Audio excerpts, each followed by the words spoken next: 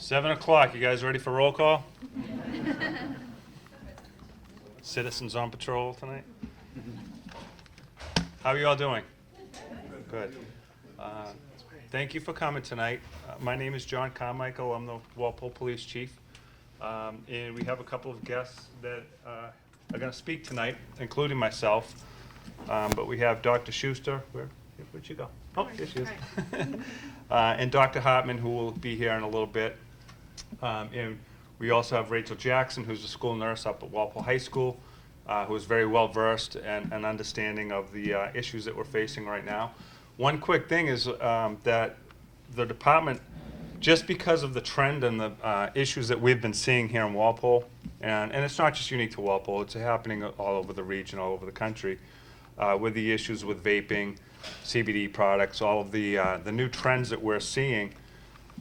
We had planned to do this right after school started. Already started to see some issues this year, and then all of a sudden, that's when the issues with people actually dying because of vaping-related illness and that sort of thing. So that kind of happened after the fact. So we're going to work that in a little bit to the discussion tonight. And so what we're thinking of doing is probably going about 15 to 20 minutes with each presenter, and then we'll open it up at the end, like a panel discussion or something, like if you have any questions, okay? And then at the end, we can also, some of the items that you see over there on that table are items that we're coming across as part of the trend. All right, sound good?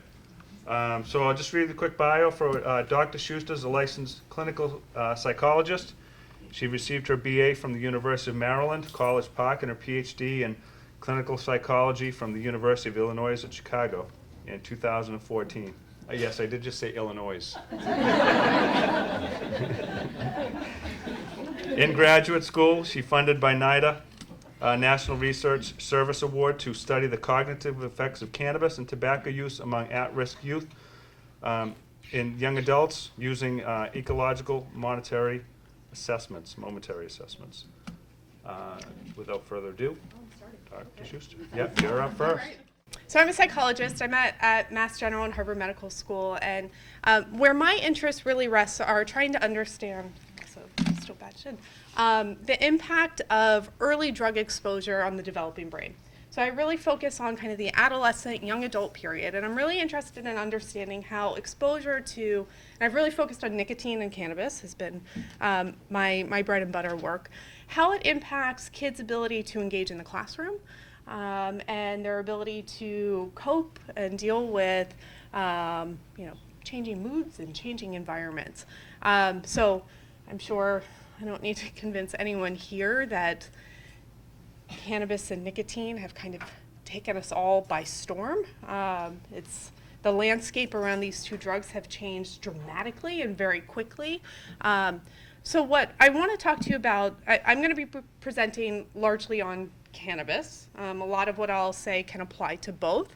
But there's a lot that we don't know, and that's the kind of unsatisfying punchline to a lot of this, is that kids are using in extraordinarily high rates, and we just don't have a ton of information about long-term effects, which for me is really scary. I'm going to give kind of a very high bird's eye view with the hope that people are going to be asking questions. I get very nervous just standing in front and talking for a while, so please jump in with questions.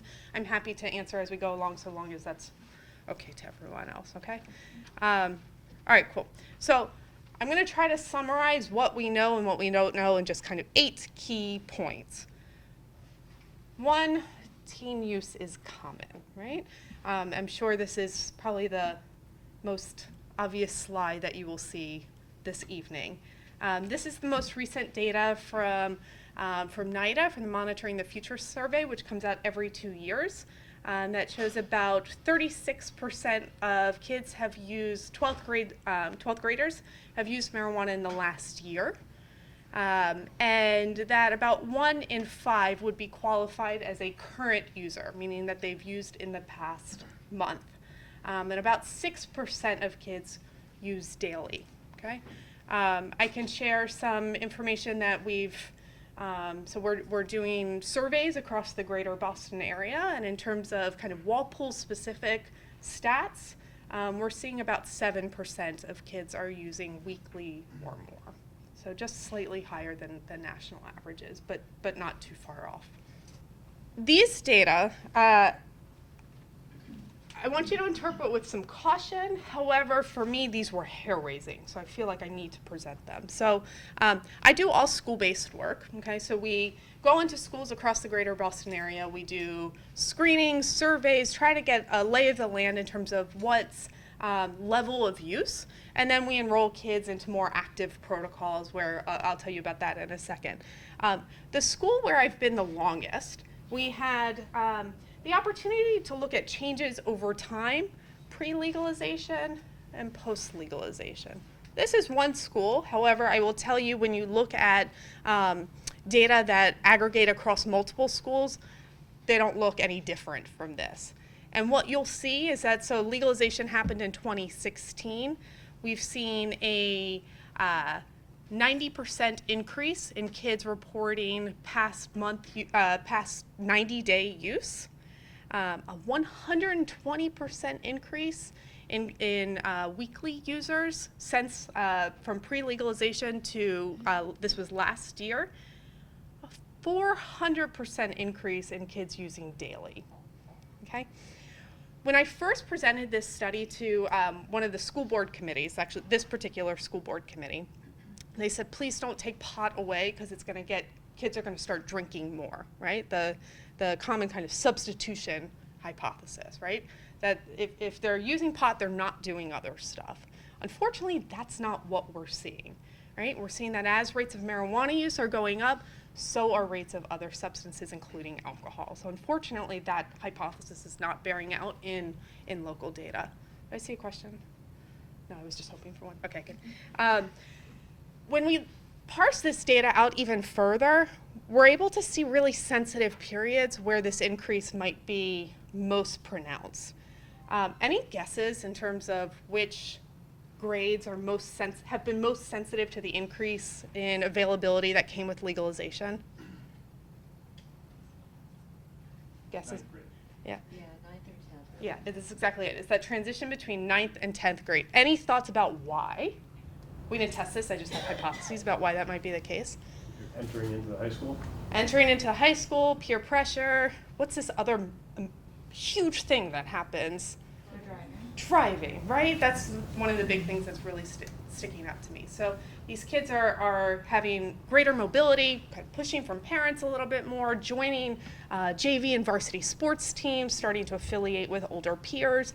So to me, what that really says, we see about a 400% increase in weekly use as kids transition from 9th to 10th grade. That occurred post-legalization. So for me, that we need to be talking about this early with kids.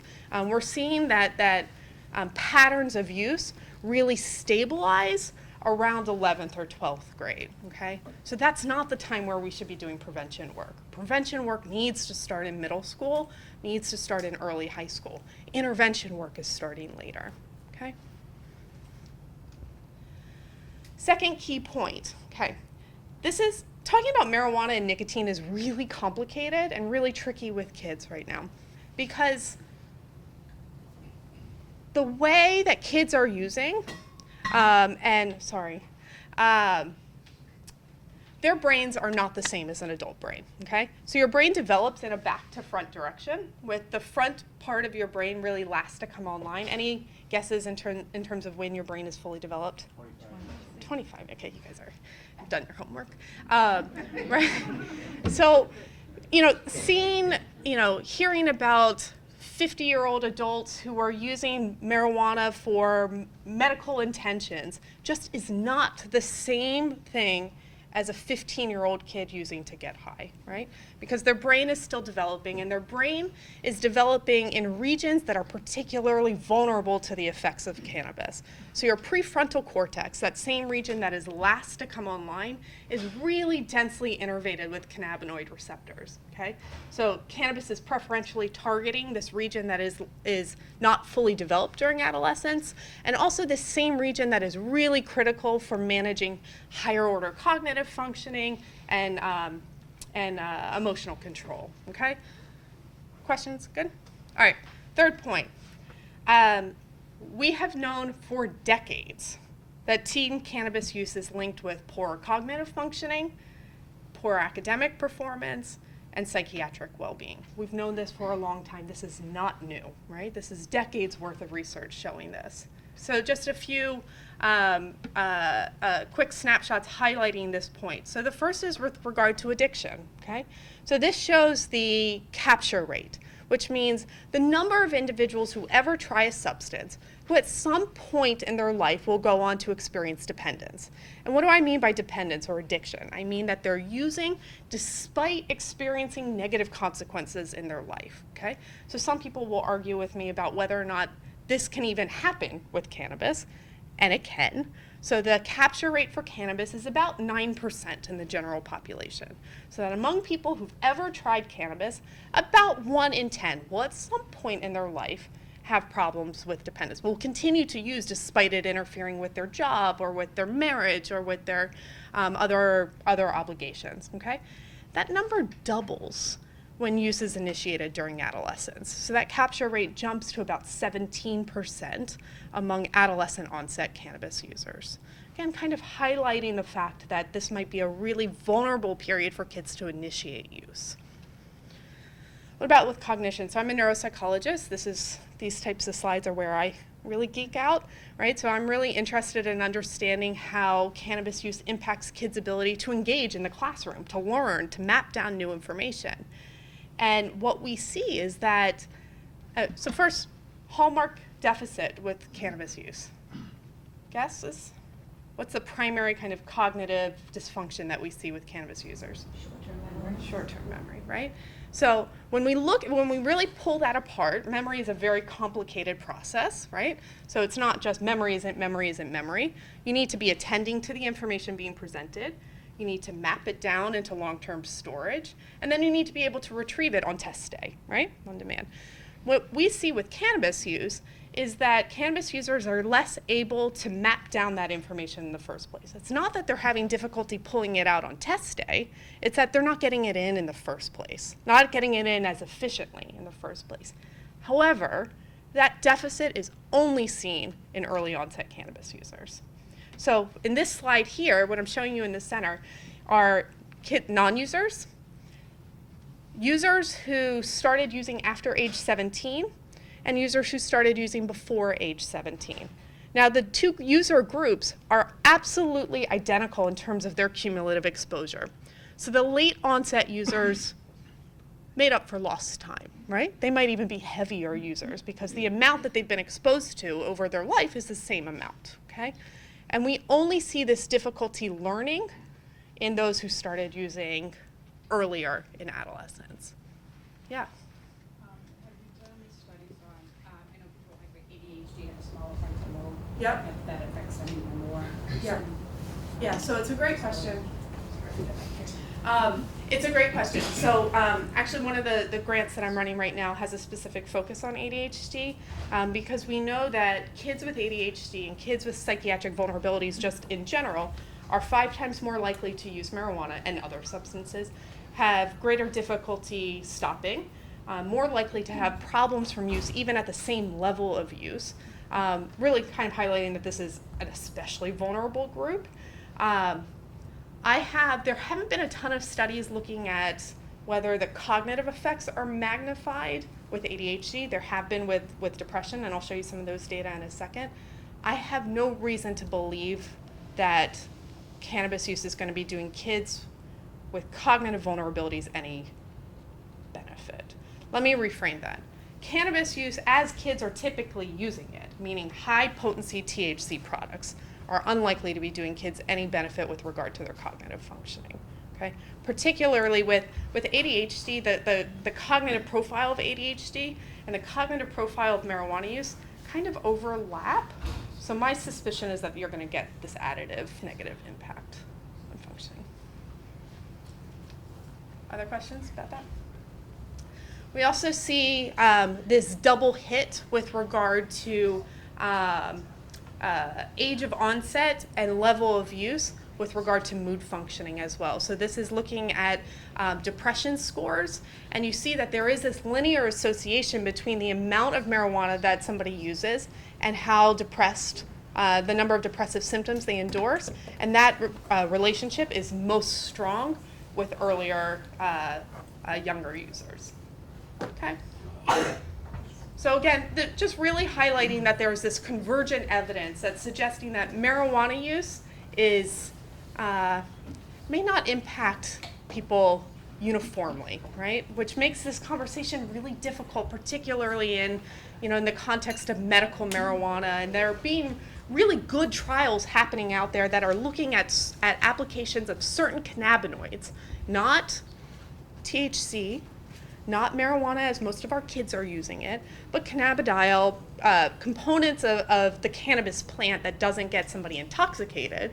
There are those legitimate trials that are happening, and I sure hope that they are positive. But these high THC products in kids just it's not looking good so far.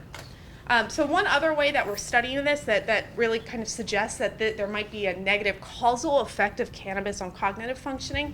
You might hear about this project that we'll be doing in the high school, and we're doing this in a number of high schools across the greater Boston area, is where we are recruiting kids who are using marijuana and kids who've never touched marijuana, and we're paying them to stop using, right? So we want to look at the negative effect of marijuana on kids' ability to learn.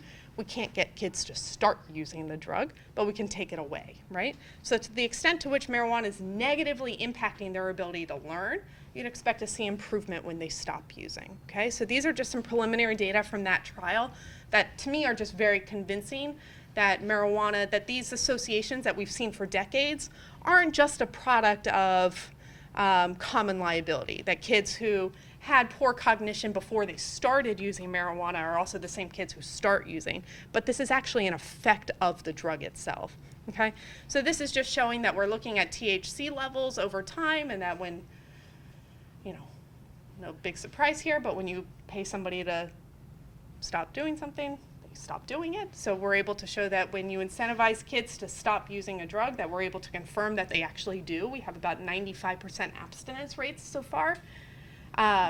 And when we look at change in cognition over time, I'll draw your attention just for purposes of time to this bottom figure here. The green line are kids who continue to use marijuana. The orange line are kids who we've confirmed have been abstinent, and we see this dramatic improvement in their ability to map down new information with just 1 week of abstinence, right? Which is shocking, okay? So our goal now is to look at the so what, how much does this impact their ability to perform at school? How much does this impact their ability to cope and deal with emotions? But some really promising early evidence that they might be better off when they're not using, okay? I know I've been talking a lot, so I'm gonna speed this up. Number 4, as I mentioned just a few minutes ago, we know that teens with psychiatric vulnerabilities are more likely to be negatively impacted by use. I have no reason to believe that the story that we're going to see emerge with nicotine vaping, with cannabis, is going to be any different than what we see with, let's say, alcohol.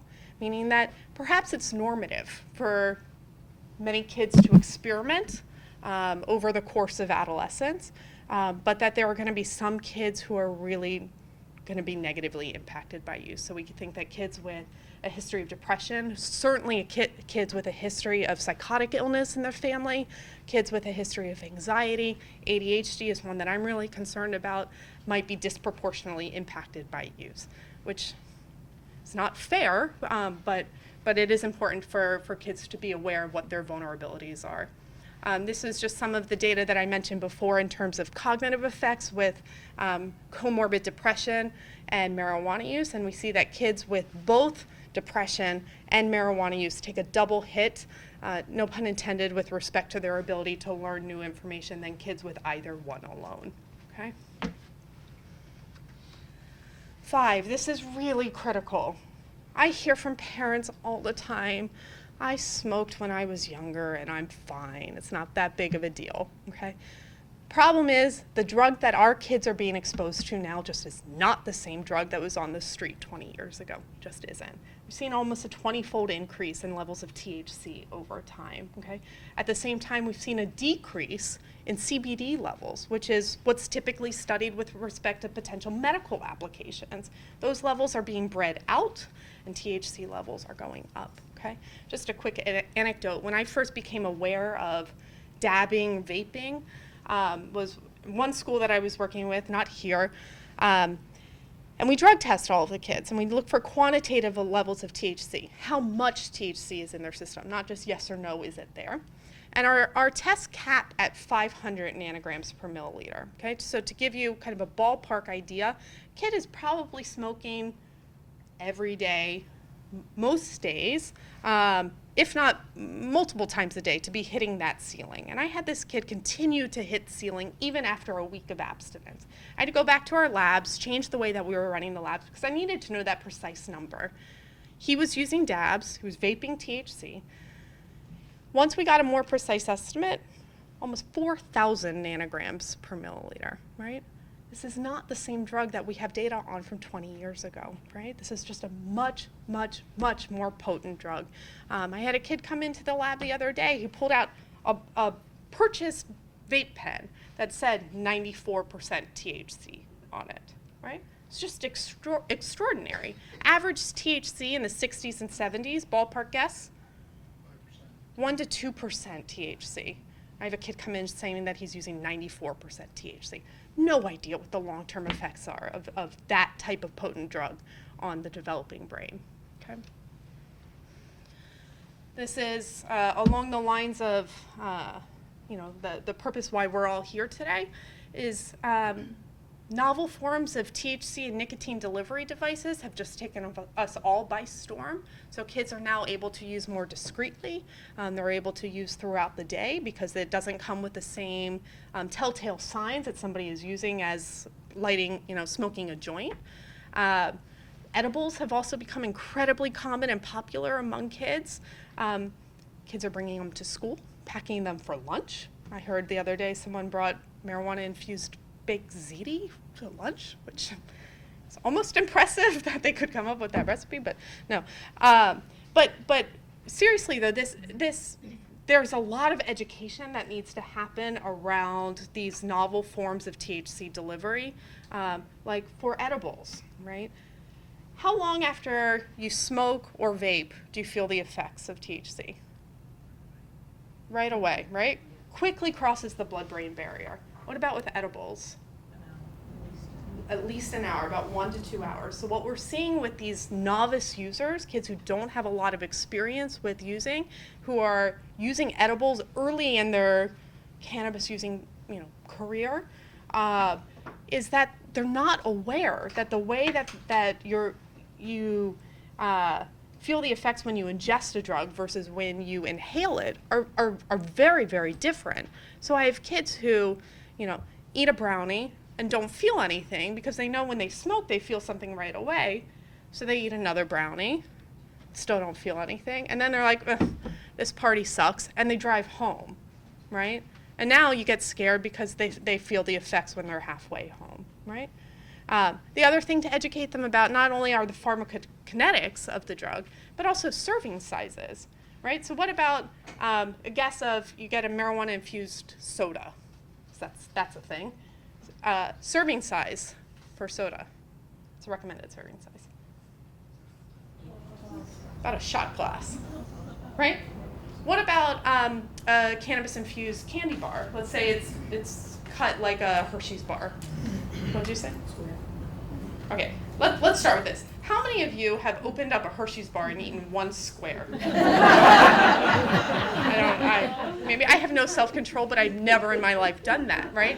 It's one square is the recommended serving size by and large, right? So kids are ingesting these substances and eating them in the quantity that they're used to eating the non-infused product. So a lot of, like I said, a lot of education that needs to happen around these new devices, and a lot of work that we need to be doing in school systems to be able to detect things like the vape devices, which are a really efficient way of delivering high potency products.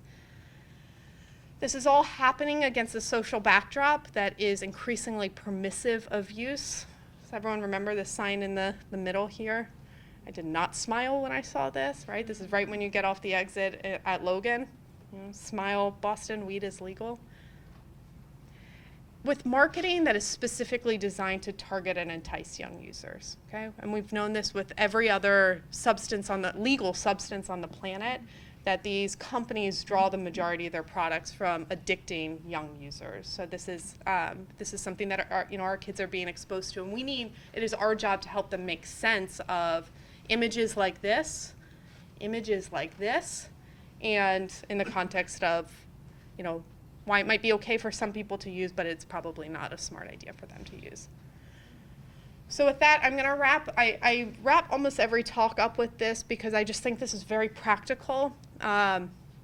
Obviously, as somebody in the mental health field, abstinence is the best thing to suggest.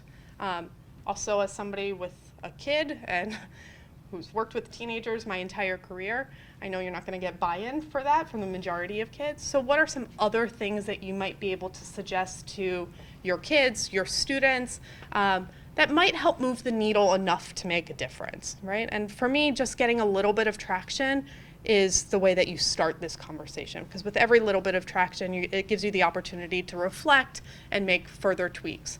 So let's assume you don't get buy-in for abstinence. What are other smart things that you can suggest to help minimize risk in young users? One, avoid early use. We know that every year that somebody delays use is associated with improved outcomes.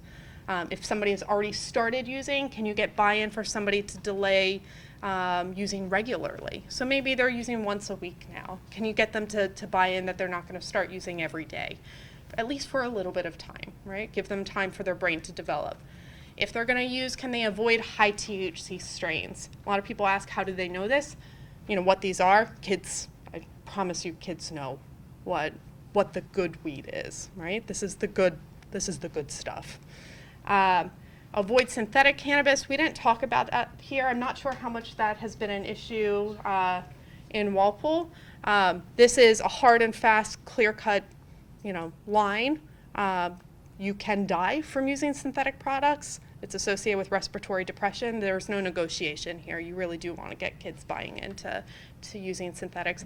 I typically don't see this unless kids are in the criminal justice system, because they tend not to test positive on traditional urine toxicology tests with synthetics.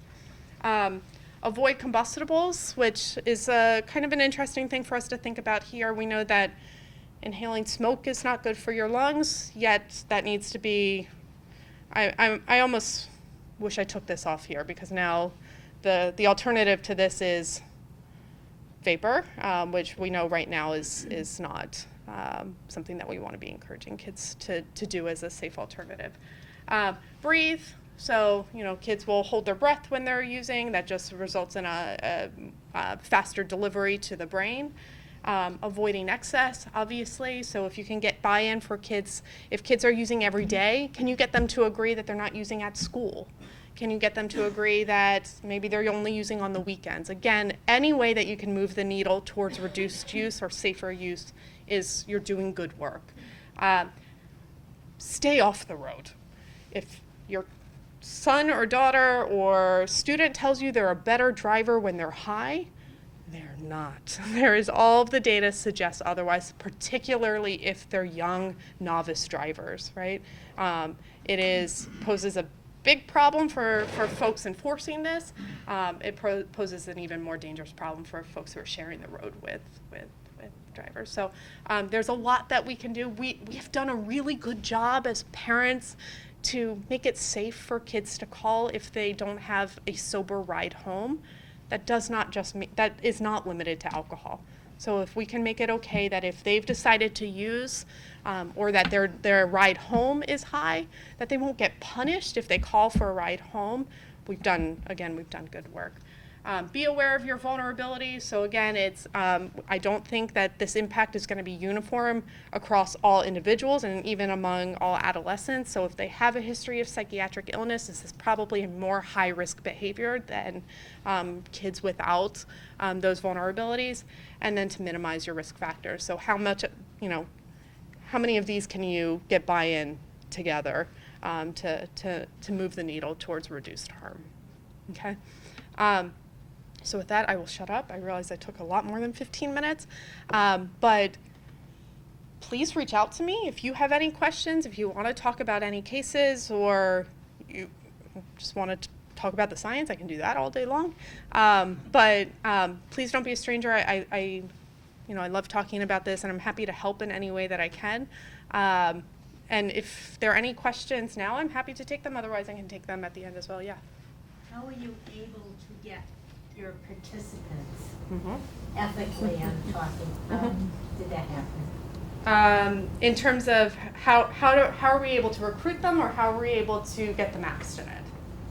Well, how you were able to recruit them and, what kind of Yeah. steps and permissions did you have to? Yep. So we're recruiting all in school-based settings. So we do right now we're in 10 different schools across the greater Boston area. Sorry. This is taking a lot of self-control right now. I have to hold on to the podium to not move. So we do all school-based recruitment. So we do a survey at the beginning of the year, and we send letters home to parents saying this is a program of Mass General, not of, I'm saying Walpole just because I'm here right now, of the Walpole Public Schools. We're going to be doing a survey on this, and this date. If you don't want your child doing the survey, please opt them out. So, and the survey is very similar to what's done with monitoring the future or all of these other, surveys that are done biannually. From that, kids can choose to answer the survey or can choose to not do it. If they answer the survey, they have the option to provide some contact information where it'll allow us to reach out to them, tell them about, we have a number of different programs that we'll be running. If they are interested and eligible, then we reach out to parents and go through the whole process, make sure it's something that's okay with them, and get written consent to move forward. Now, in terms of ethics, I think one of the things that you're alluding to is we're identifying substance users.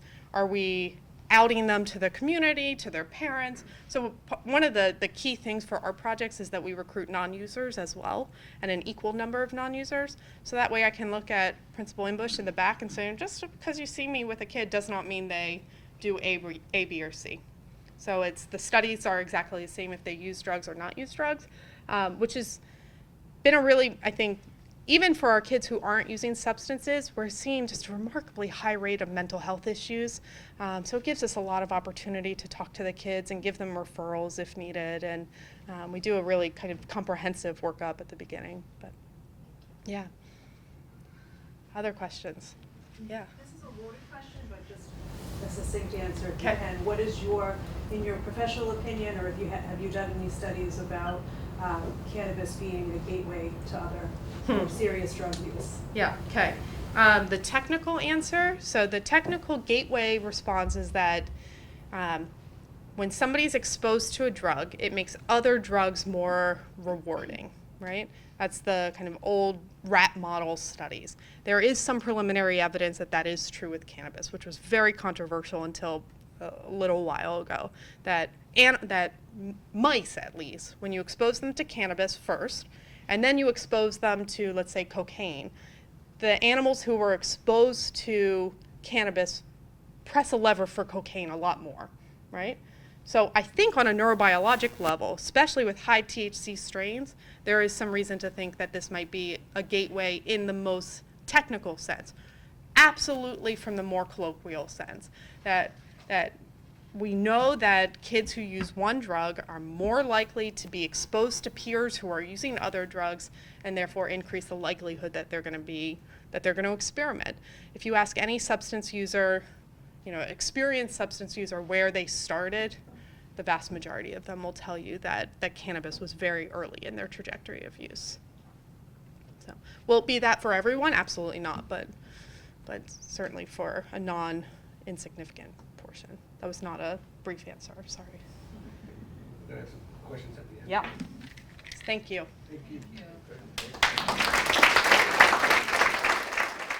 Thank you. Next, we're going to have Dr. Lester Hartman. Dr. Hartman is a pediatrician in Westwood, Massachusetts. He's affiliated with multiple hospitals in the area, including Boston Children's Hospital and Newton Wellesley Hospital.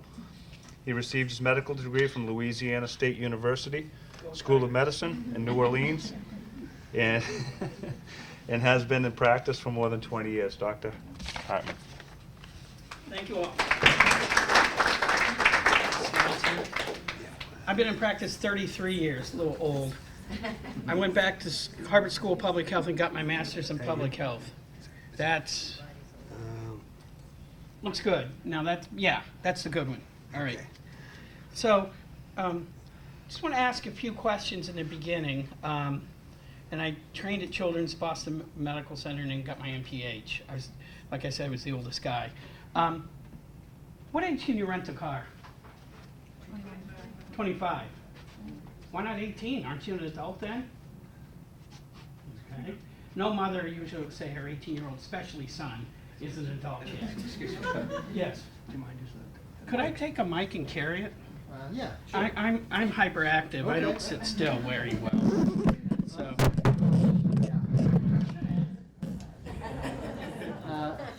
I'd rather you not, but okay. Is this working for you? Yeah, that's. Okay, that's fine, all right. sure. So, the brain neuroscientists looked at this whole issue and went to the car rental industry and said, why'd you say 25? They said, simple, crash rates don't drop significantly in 25. They said, what are crash rates a measure of? Judgment. Where's judgment in your brain? Prefrontal cortex. Every kid from kindergarten on, there should be a brain in every classroom. That you want a six-pack brain as much as you want six-pack abs. We know the frontal lobe ultimately doesn't probably fully mature till 25.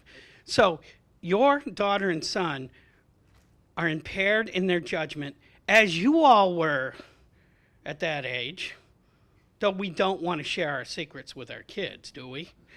And so as a result, we're putting kids, they're sensation-seeking, impulsive creatures, and they do stupid things. Simple question. You ask them, why did you do that? What do they do? What do they say to you? Very good. What does that mean? That means impulsivity still exists in them, okay? And I always talk to guys about this because mostly I see guys. And then sometimes I ask when the parents have the room, what's the stupidest thing you've ever done? Okay? They don't always admit, though. I get my sense. But I want to pass around, I know there's an exhibit here, but I want to pass around these devices that kids use. This is the pod-based system Juul. Have you ever held one? How many people have not held one? Shame on you. Could you pass this around? Okay, this is the pod. This is the battery. Isn't that shishi? It's nice and red tinted. Oh, it's really cool. And this is called Fix, P-H-I-X. This is basically the same thing as Juul. It's just got the little central indentation there. So let's see. I'm going to pass this around to Rose. And just don't take these. Hand them back to me, would you? That's why I never give them to the kids. This has been going around in Westwood parties. This has actually got a clip on it. You can put a clip and you put your vape juice in here. It's not a pod system. You mix your marijuana in with it too, and you put it in and you inhale. Does that look like a felt tip pen to you? It does to me. That's totally intentional by the manufacturers. This is called a Soren Air. Over there's a Soren Drop. You open this up. It's a 2-chambered system. Put your marijuana in one, and you put your actually this one's a 1-chamber, and your Nick juice in the other. Beautiful, isn't it? Isn't it like that shishi? I feel like Vanna White. So pass that around. I was on the floor of the House last September when they voted 21 into law, that mass House. And we were ecstatic. Dr. Winnicott, who's a world authority, testified for The Hill about Juul 4 weeks ago. And I work with him. I'm the grunt. He's the brains of the operation. We started seeing what vape was going to do. We were high-fiving with 20.1, but our job's never going to be done. These people, Gandhi said it best, anything worth doing takes more than a lifetime. And I'm fighting till I die, I hope, on this. I want to show you a product real quick that if we don't take mint and menthol out of the convenience stores, is going to take over. This is called IQOS. It's in Europe. It's online in Amazon. I just bought it. And you see that stick up there? You have to order that. It's called Heat Stick. I had to go to look in Kazakhstan for them, but they're coming. And we want to ban mint and menthol flavor because kids who go to convenience stores, while they may not always buy it there, are twofold more likely to use this. The convenience store is the greatest hoodwinking of the American parent because what do? Do you go in there much? You go get your gas sometimes, maybe go a little milk and bread, but you're not in there like the kid. Everything's at their eye level, and that's intentional. This thing is a system called heat, not burn. You have wonderful regulations, and you should be very proud of your health agent, Robin Chappelle. And I'd like to give a round of applause for your Board of Health. Okay? I don't know if you know it, but you're being sued by your convenience stores here. I would ask that you boycott them. You tell them that. And I'm going to send Cumberland Farms, I told them to boycott Mansfield. I got the chief operations officer who emailed me about this, asking that they wanted to talk to me. And my response was, you get the tobacco out, I'll talk then, okay? This system, mint and menthol, in 2009, okay, they took mint, there were candy cigarettes, the FDA took them all out. But the industry was able to wangle mint and menthol. Why? Because they knew mint and menthol were going to be the products to hook people. What's the number one flavor in high schools now? Of pods? Mint. Mint. And they know this. They know that this is the way to go. And when all the other things, creme brulee and all that garbage that left, crunchy French toast, that's what took its place, okay? Mint is going to be, they're going to sell these, what they call heat sticks, H-E-E-T sticks, in the convenience stores, unless you fight your convenience stores and go to them, I'm not coming to you until you stop suing my town for the sake of my kids. I'm telling you, you got to be mean. You know, nice mean. I'm not, don't cause a riot, you know. But this is called IQOS, I-Q-O-S, and it's waiting in the wings. Once we say combustible is no longer used, well, this isn't combustible. This is heat, not burn, okay?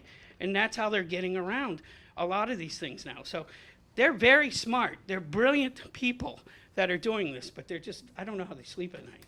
Anyway, let's start out here with victims of vaping. This was the small amount before vape lung. And I want to tell you one thing.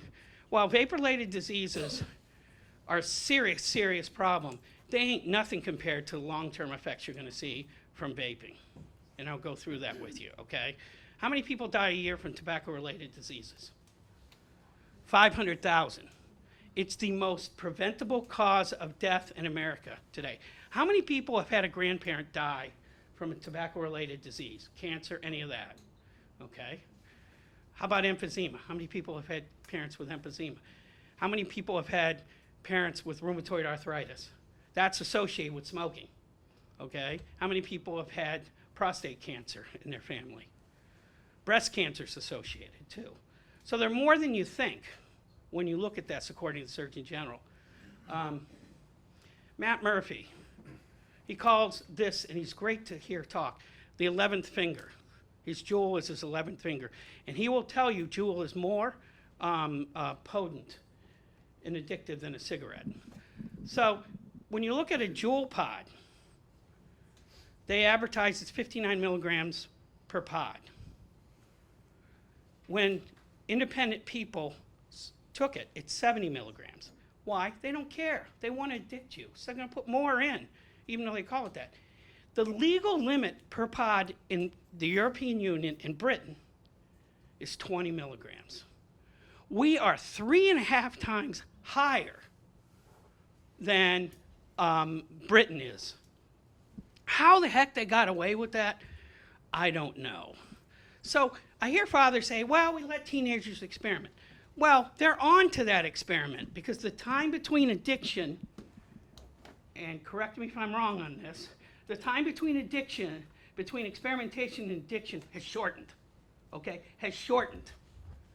When you have that much nicotine, you get addicted. When you've got high concentrations of marijuana, you get addicted. When you get opioids, you get addicted. When you flavor alcohol, you get addicted. The goal is to addict and have a lifetime customer.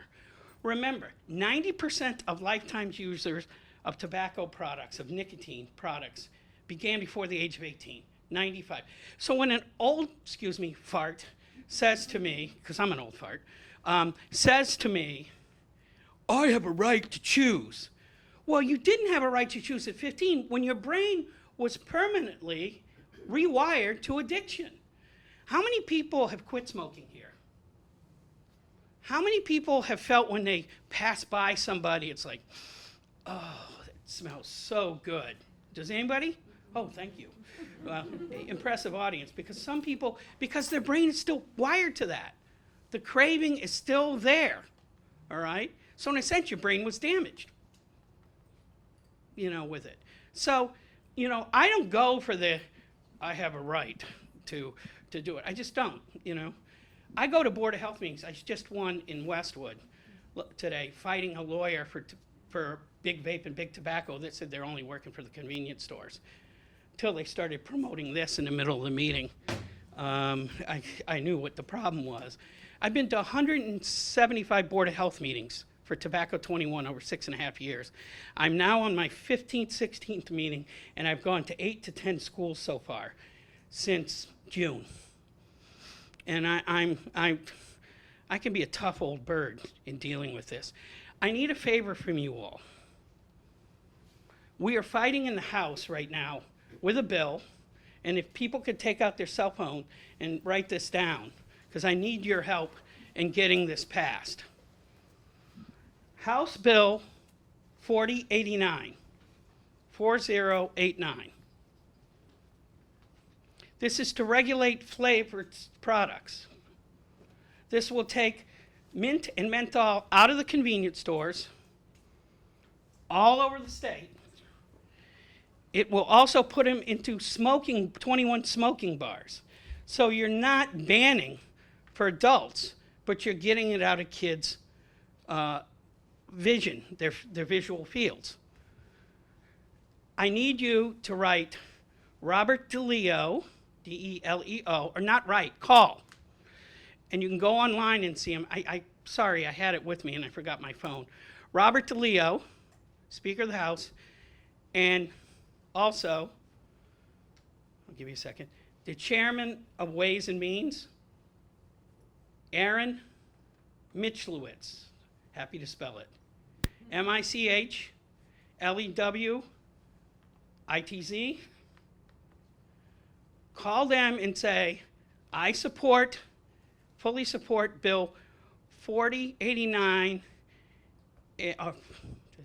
4089 in its intact original form. I want mint and menthol out of convenience stores. And remember, you're paying tax dollars being sued for that, okay, right now, all right? I need you to do that. Sent this email out to all my patients. 147 calls they've had since yesterday, and I'm not stopping. I've got 80 principals that have signed on across the state on this, and we're starting to move. You might see me at the Patriots game. I pull up on the side of the road. I don't know if you've seen my tacky car. It's on 109. I drive it around with "Don't be a jewel fool. Jewel is for tools." Join Jewel, become the lab rat of the future. I got 100,000, apparently somebody photographed my car, got 100,000 hits on Barstool Sports Instagram. 4,000 comments, and it was fantastic. Great ideas. I had one guy say, I stopped going to see him because all he talked about was Jewel, which is not true. But, oh, I know that guy. He lives down the block from me. So anyway, let me go. Luca Kennard, he had a seizure. He was in rehab a month trying to get off. These two guys use what are called tank devices. You ever see them with the big billowy smoke? Because Julian does a tiny bit, so kids can take a hoodie and inhale it in the middle of class and blow it. Okay. Microphones for television, so if you can just, thanks. Okay, so sorry. I got to be like Bob Barker, the old Yeah, there you go. Bob Barker. Right? This thing looks like that. Yeah, Gene Rayburn. Yes, very good. So anyway, where was I? Tank devices. These two died from exploding tank devices. Perforated one is the jugular vein, the other blew up his face. So this is why we're concerned with this. And then let's keep going. All right, how do I press here? Oh, I want to give a big shout out to Maura Healy. She's done a fantastic job. I sent her a dozen white roses with 3 peer-reviewed books. Believe it or not, she called me the next day. And my guy here who's published 100 papers, not me, I got us in the door, and she and him had to talk, and we had a press conference. They had a press conference, and he was the lead speaker from the medical community for her. She is the first attorney general to sue Jewel of a state, to sue Jewel, and I'm her little mole now. I go around and find out new things, and I tell her, like this guy who says he's working for convenience stores and then in a meeting starts to promote this. So, do you know who I'm talking about, Robin? You may not have seen him, but he's around. Every meeting I go to now, I have been followed by this lovely gentleman. That's my car. Actually, it's been changed. A lot of different things. This is my buddy. You know, he's perfect to go with me. I drive around high schools, and he sucks the kids in, you know, because he's jumping around. So these bills have changed their numbers, all right? These are the bills we're looking at, but I really need you to focus in on 4089. I keep forgetting that, which is now formerly 1902. That's confusing. So this is a crew I work with. On your left there is Jonathan Winikoff, the world expert. None of this would happen without our IT guy who works at my office. Mark Gottlieb is an attorney, professor of law at Northeastern, and I'm the grunt that looks like Columbo. How do you like the way they're targeted? This was a 2015 Juul launch party. They did hundreds of them across America now. So how do you like that? Oh, we want to get adults off smoking. Really?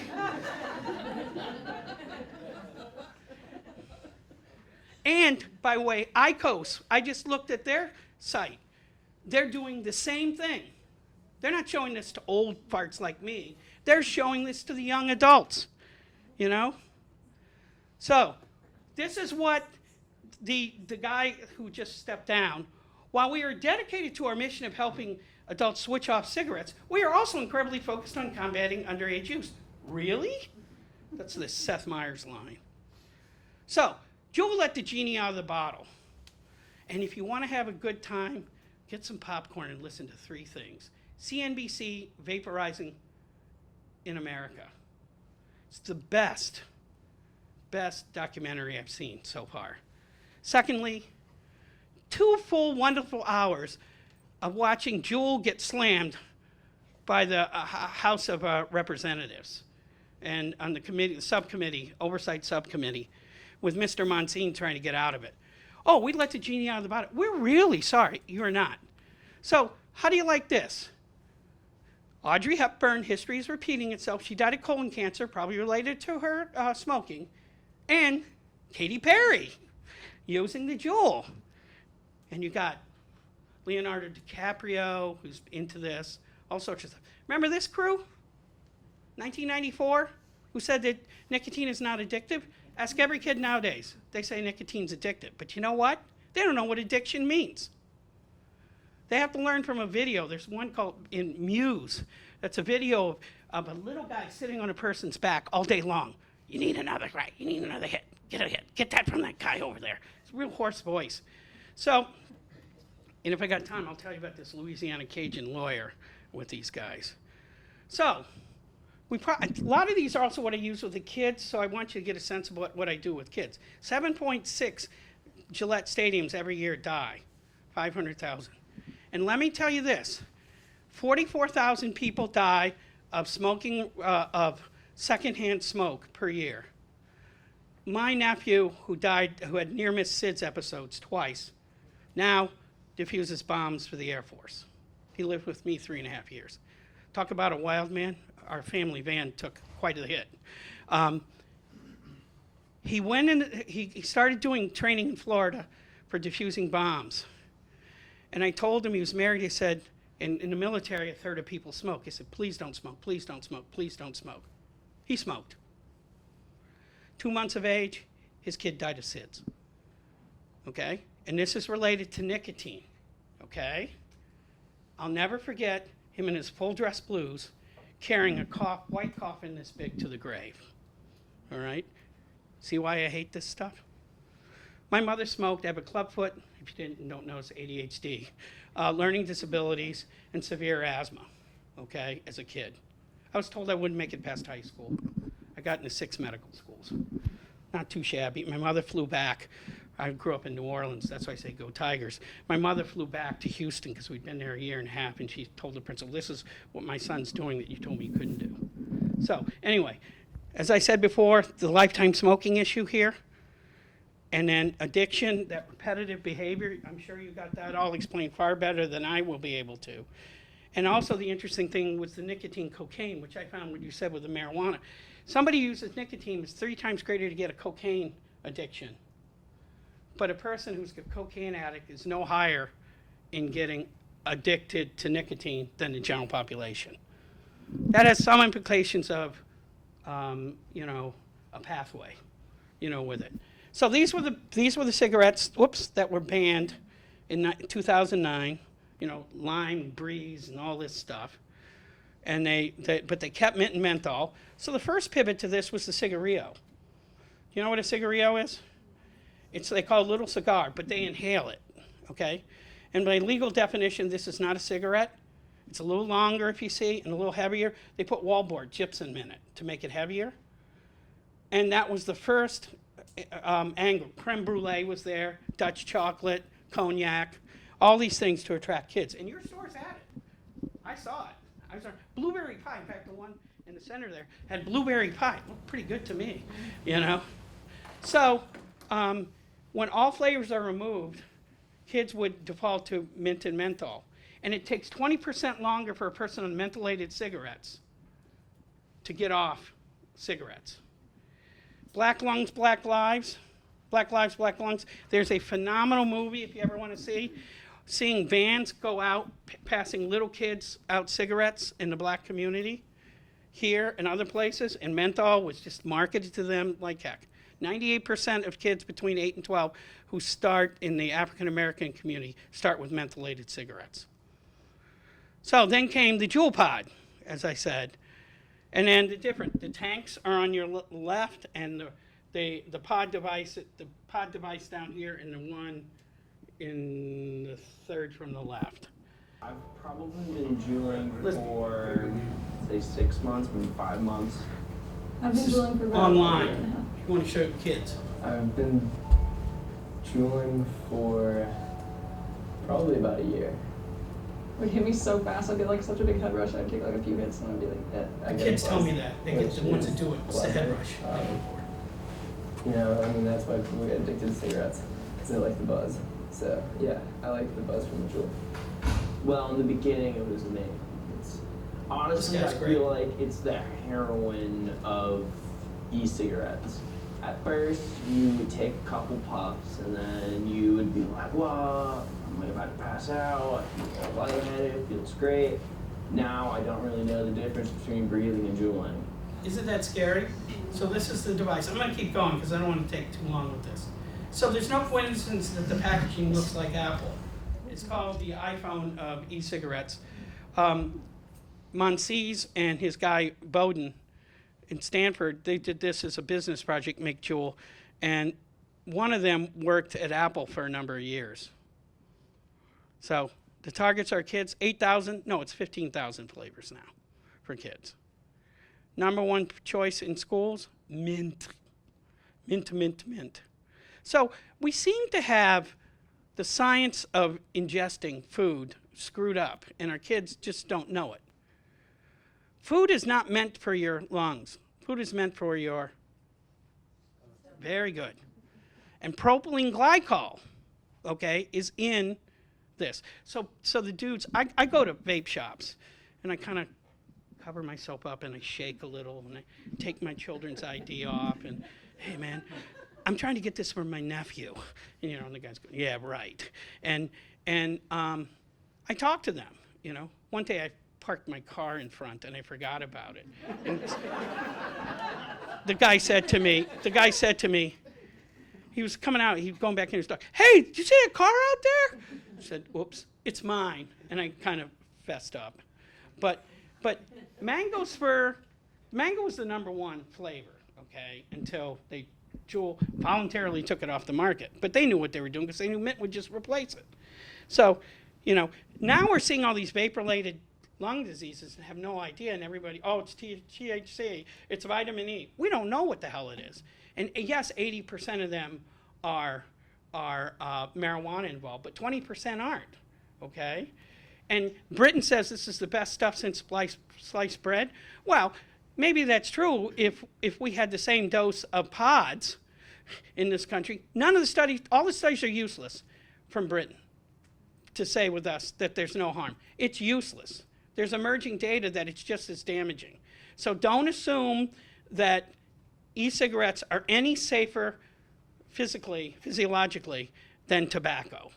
So when people, they're just going to go back to tobacco. Well, it may not be so bad. I hate that, but it may not because there are 300 different chemicals. This thing has 70 organic, you think organic's good, volatile organic compounds in it. It's like gasoline, like turpentine, all these things. 70 different flavors. So anyway, let me keep going here. So now it's up to 63 vape-related pneumonias, and it's more than 6 now at children's. These are what I suspect these pneumonias are all, this is my guess. Lipoid pneumonia. Why would you want to put vegetable oil in your lungs? Why would you want to do that? That's, when you look at Juul, natural flavors, vegetable oil. Is that safe? And when you do biopsies, you see little droplets of oil in their lungs, okay? Allergic eosinophilic pneumonias. Who knows? The chemicals, they could have allergies. I always wondered if somebody's allergic to mango, what happens to them when they inhale. This was before the vapor-related pneumonias blew up. This was what was already happening. Popcorn lung, anybody heard of that? Diacetyl, which is used in gases in popcorn lung. In making popcorn and microwave plant, rather. The closer you work towards the vat, the more likely you're going to die, be oxygen dependent, or get a lung transplant. That's how toxic diacetyl was. That's in a lot of your tank-related devices, okay? And finally, chemical pneumonias that we don't know what the cause is, all right? There was a study in the New England Journal everybody talks about. Oh, e-cigarettes are 2.5 times better than nicotine replacement therapy, NRTs, okay? Well, I looked at the data, and what I decided to do was, all right, let's change the goal, getting off cigarettes and nicotine. Because 80% of the people who started in the wing of e-cigarettes to get off were still on it after the first year. Only 10% of the NRT people were on patches at the end of the first year. So when you want to get off nicotine as well as cigarettes, nicotine replacement therapy is 2.5 times better than e-cigarettes. We're the 8th worst state in the country for vaping. 8th worst state. Kids vape 8-fold the rate of adults. Don't give me that garbage that this is great cessation product. This is, without a doubt, an adolescent nicotine addiction initiation device, without a doubt. That's all it is. Britain had something called Stoptober, when you stop smoking, you try to get people to stop smoking. Well, the industry, then the jewel industry then took it over. This is from Lancet. And the Brits now had Swaptober. So you swap your cigarette for an e-cigarette, okay? And by the way, Britain is now having trouble because they're having vapor-related pneumonias now too. They're going back in their cases and, uh-oh, we may be in trouble here. We've been saying this stuff is so good. There's a guy who is a very bright and very well-intended professor called Mike Siegel. He's a doctor. I don't think he practices much anymore. He says that vaping device is the best thing since sliced bread to save people's lives. Well, let me put it to you this way. He doesn't talk in any of his work about the adolescent brain being so vulnerable at an early age. All he talks about is the adults, okay? And the onboarding of this crap is greater than the offboarding of adults on cigarettes right now. If you've got eightfold the number of people. I don't have definitive data, and I may be stretching it at a point from a science perspective, but man, do I see tons of kids with it. 25% of kids in high schools are now addicted, okay? These are the different devices. My blue, it was $1 in convenience stores here about 8 months ago, trying to get people to do it. Never flew because it doesn't taste so good, okay? Nicotine is not harmless. Highly addictive, the teen brain is thirsty for it, increases your heart rate and blood pressure. E-cigarettes are showing that they double your risk of heart attacks as well. And it may be in its liver. This was an Indian paper, one paper from India that was in one of its like New England Journal, that says it goes to nitrosamines, which are cancer-causing agents. And I'll give a story. My wife, we go to Haiti. We've had a clinic for 13 years in Haiti. She's a deacon in the Episcopal Church, ordained. And she was going to Haiti, but she had a kidney stone, so they had to go take it out. When they were in, they found bladder cancer. They removed it, and she's had checked every year, and nothing has come back, thank God.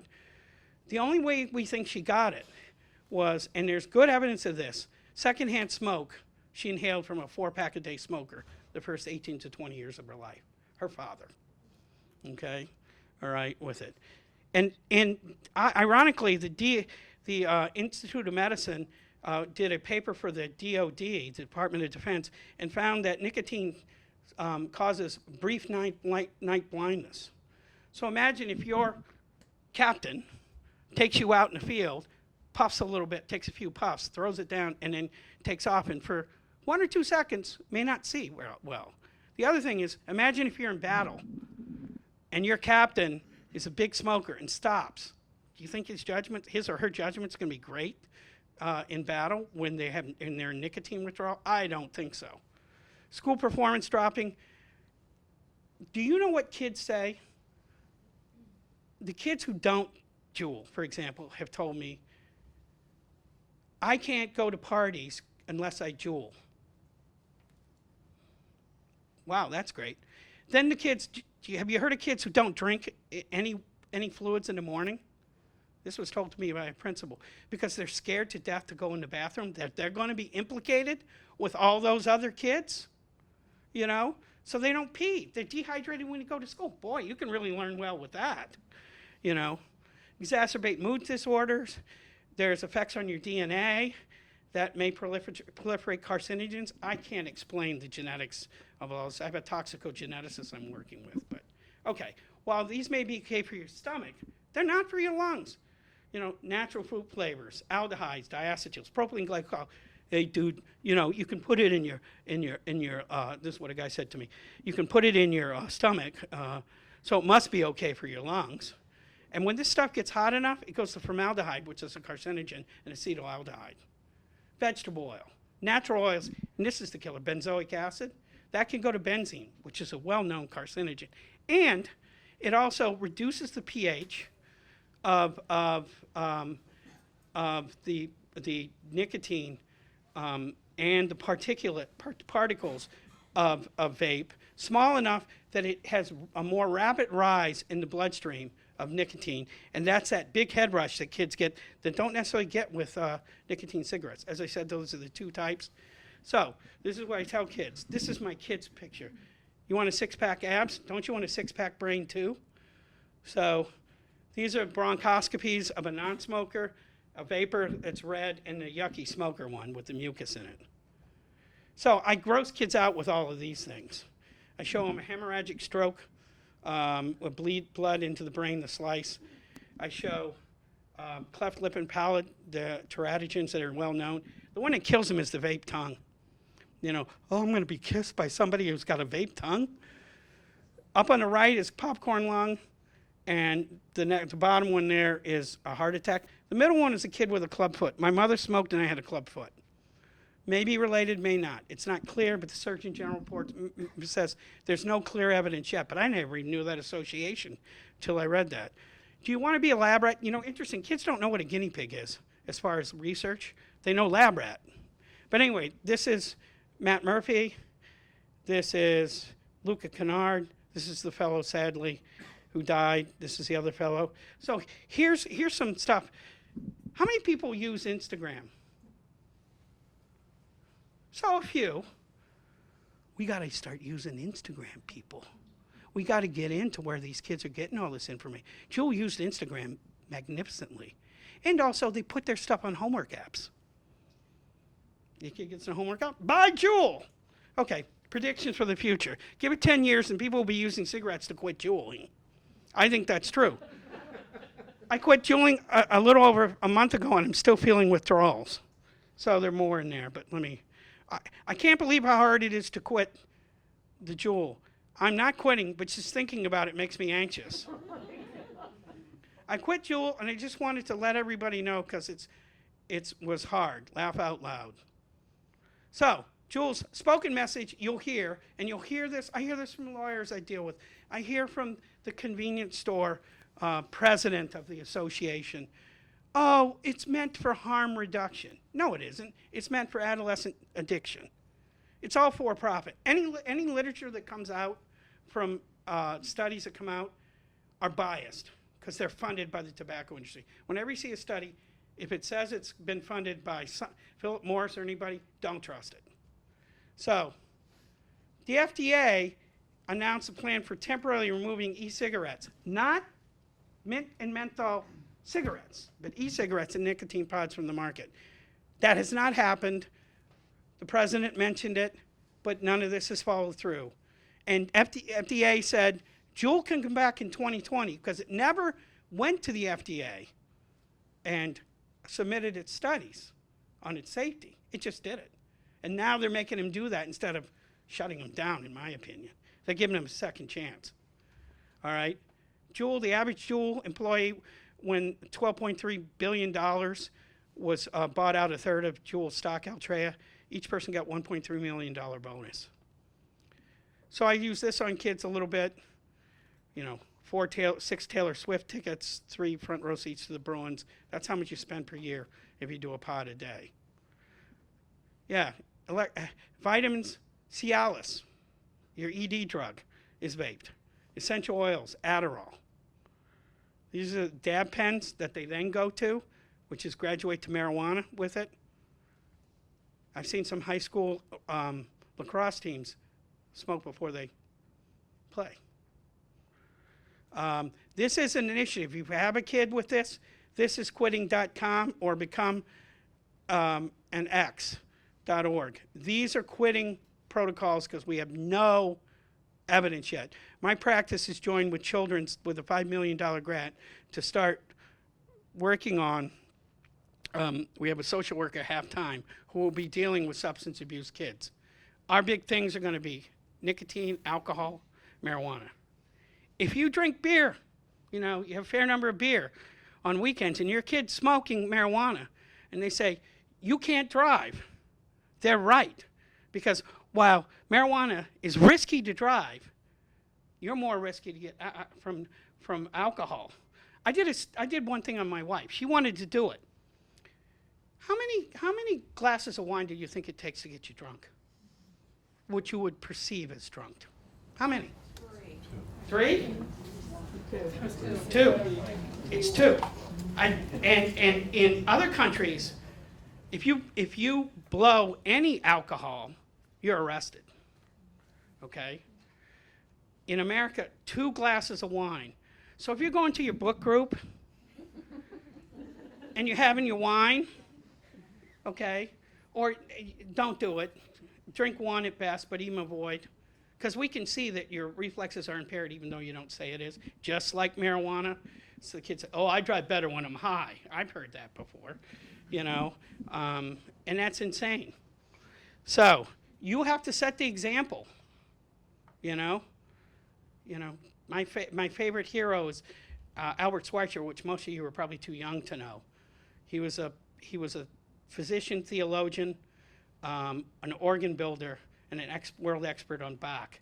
And he worked in Lambarene, Africa, and there's a hospital named after him in Haiti.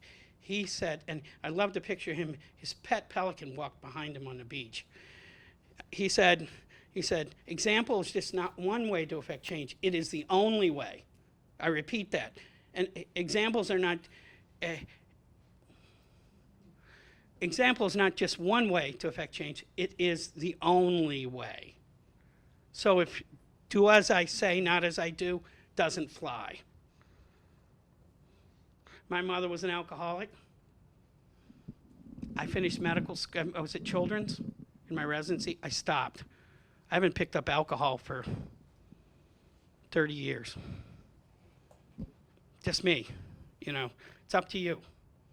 But it's a serious problem. Okay.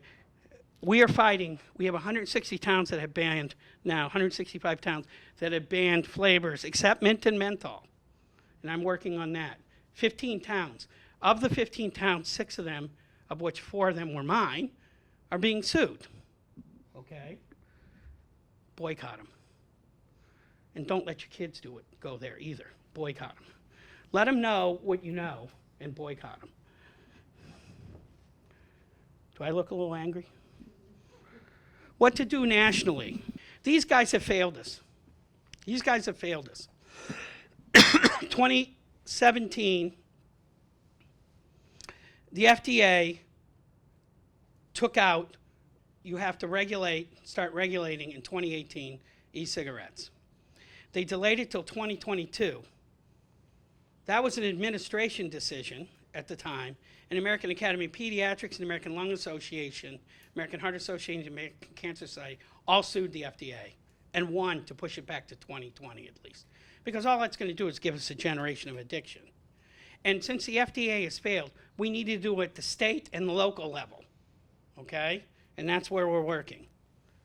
Speaker DeLeo, Speaker and House Majority Leader Mitchellwitz.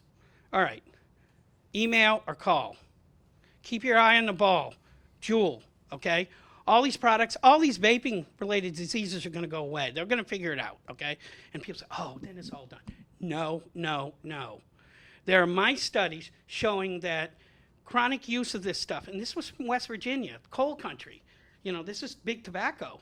But the University of West Virginia's medical school, the mice study, CNBC had a great thing where they talked to the guy. The guy said they found out that it stiffens the arteries. So it doesn't just affect the lungs, it stiffens the arteries. It leads to strokes and heart disease, okay?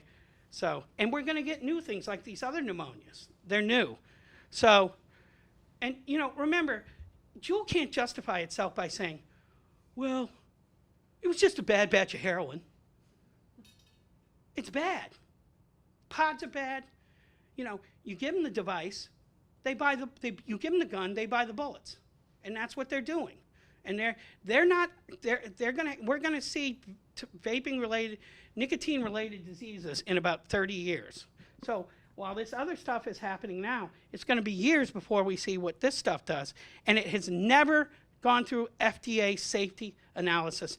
Even one of the inventors at Juul on the CNBC specialist, we don't know what this is gonna do to people. So you market to kids. Nice. And they will attempt to distract, but as I said, there are 150 kids people have had seizure disorders. There's chromium nickel, which leaches out as a carcinogen as well. And as I get, it's adolescent nicotine addiction initiation device. That's all I have. Do you have any questions? And thank you for going way over what was expected of you all.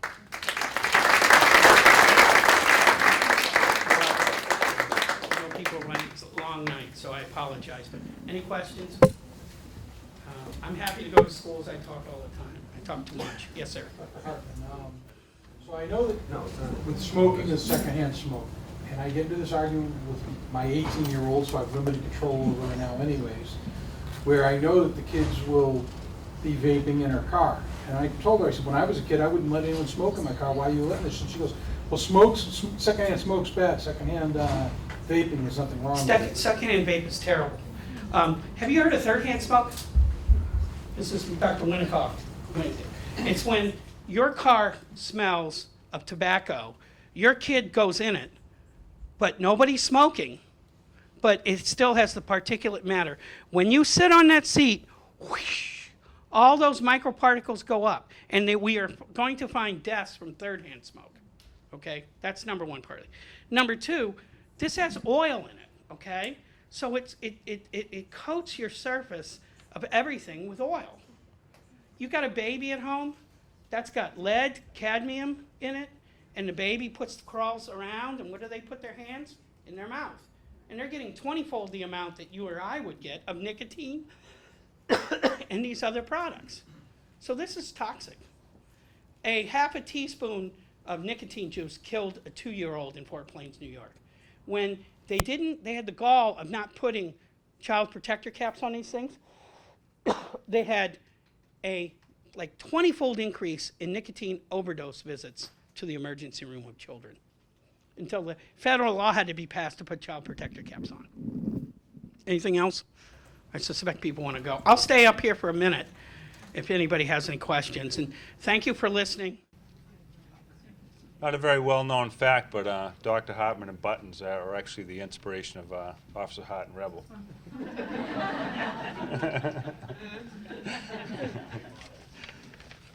Okay, so I'm just going to kind of get into some of the trends. I'll try not to repeat some of the information that's already passed out there. Going back to the vaping issues that we're seeing across the country and the deaths and that type of thing, and really not knowing, what the cause is.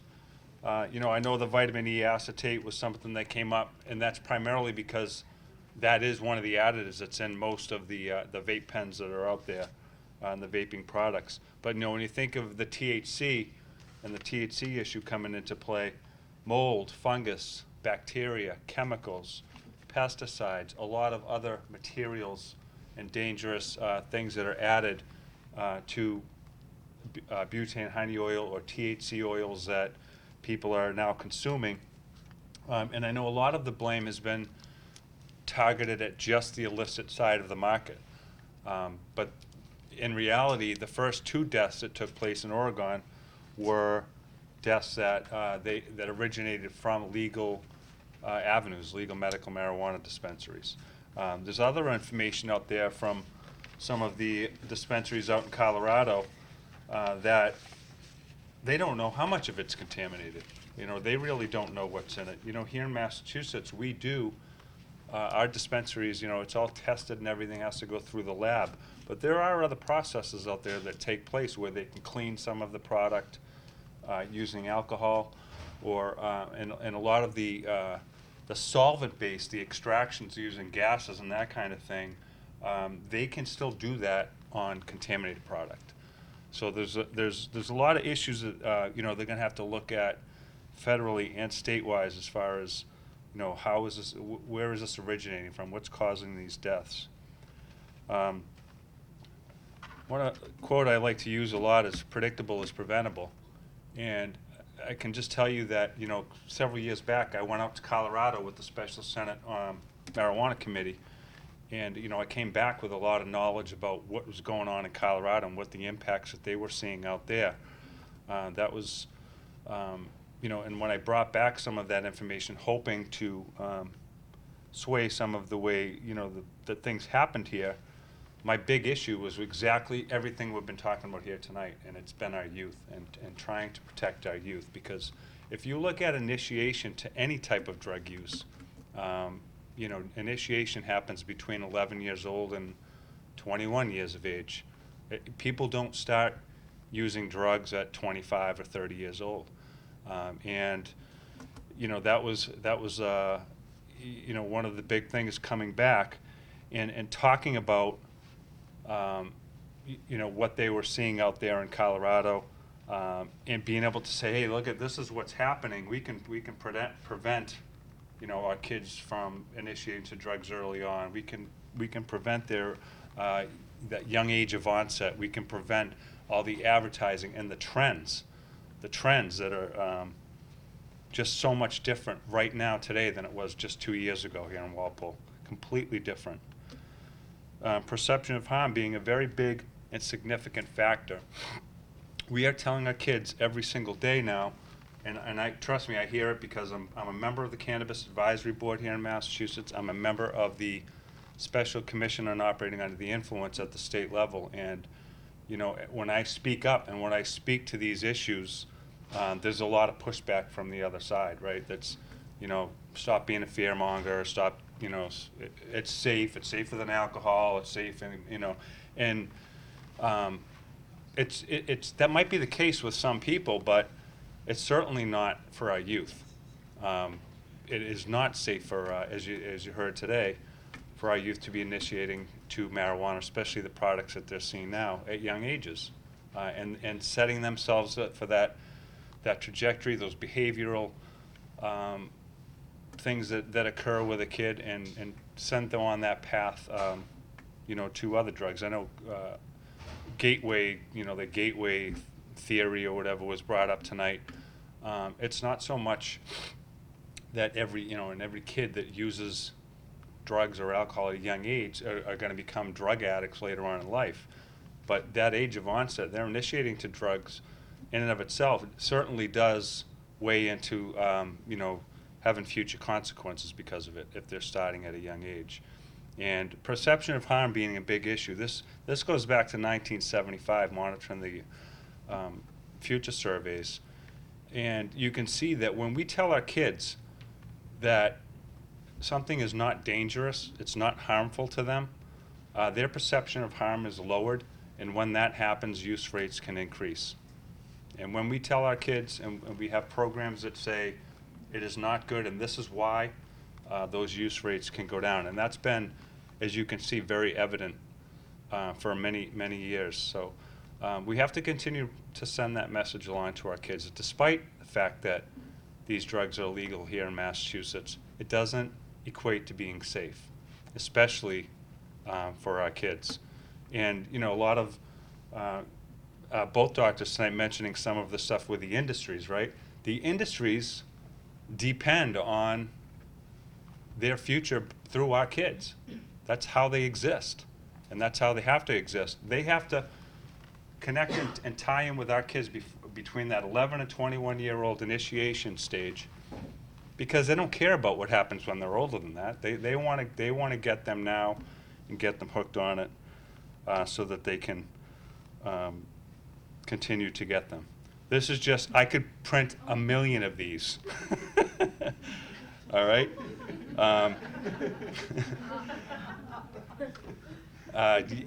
this is the fearmongering I'm talking about, right? When I speak about the problems and the dangers that come with drugs and what we see, there's a lot of people that disagree. So,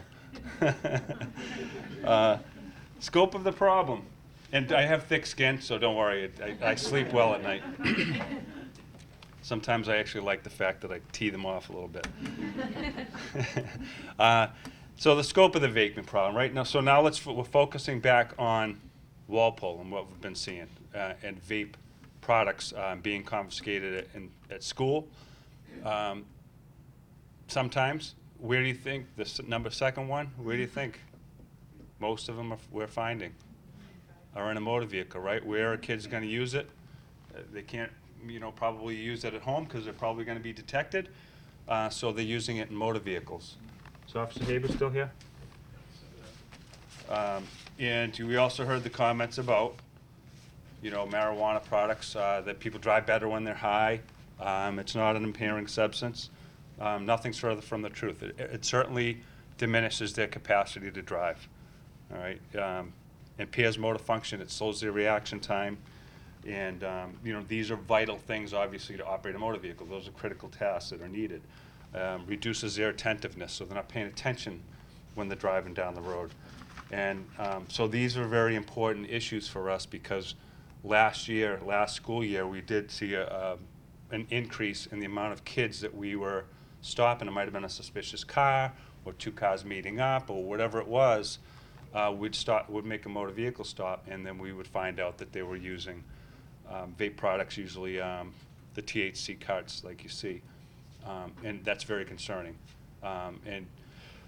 So that's something that, you know, we need to let the community be aware of.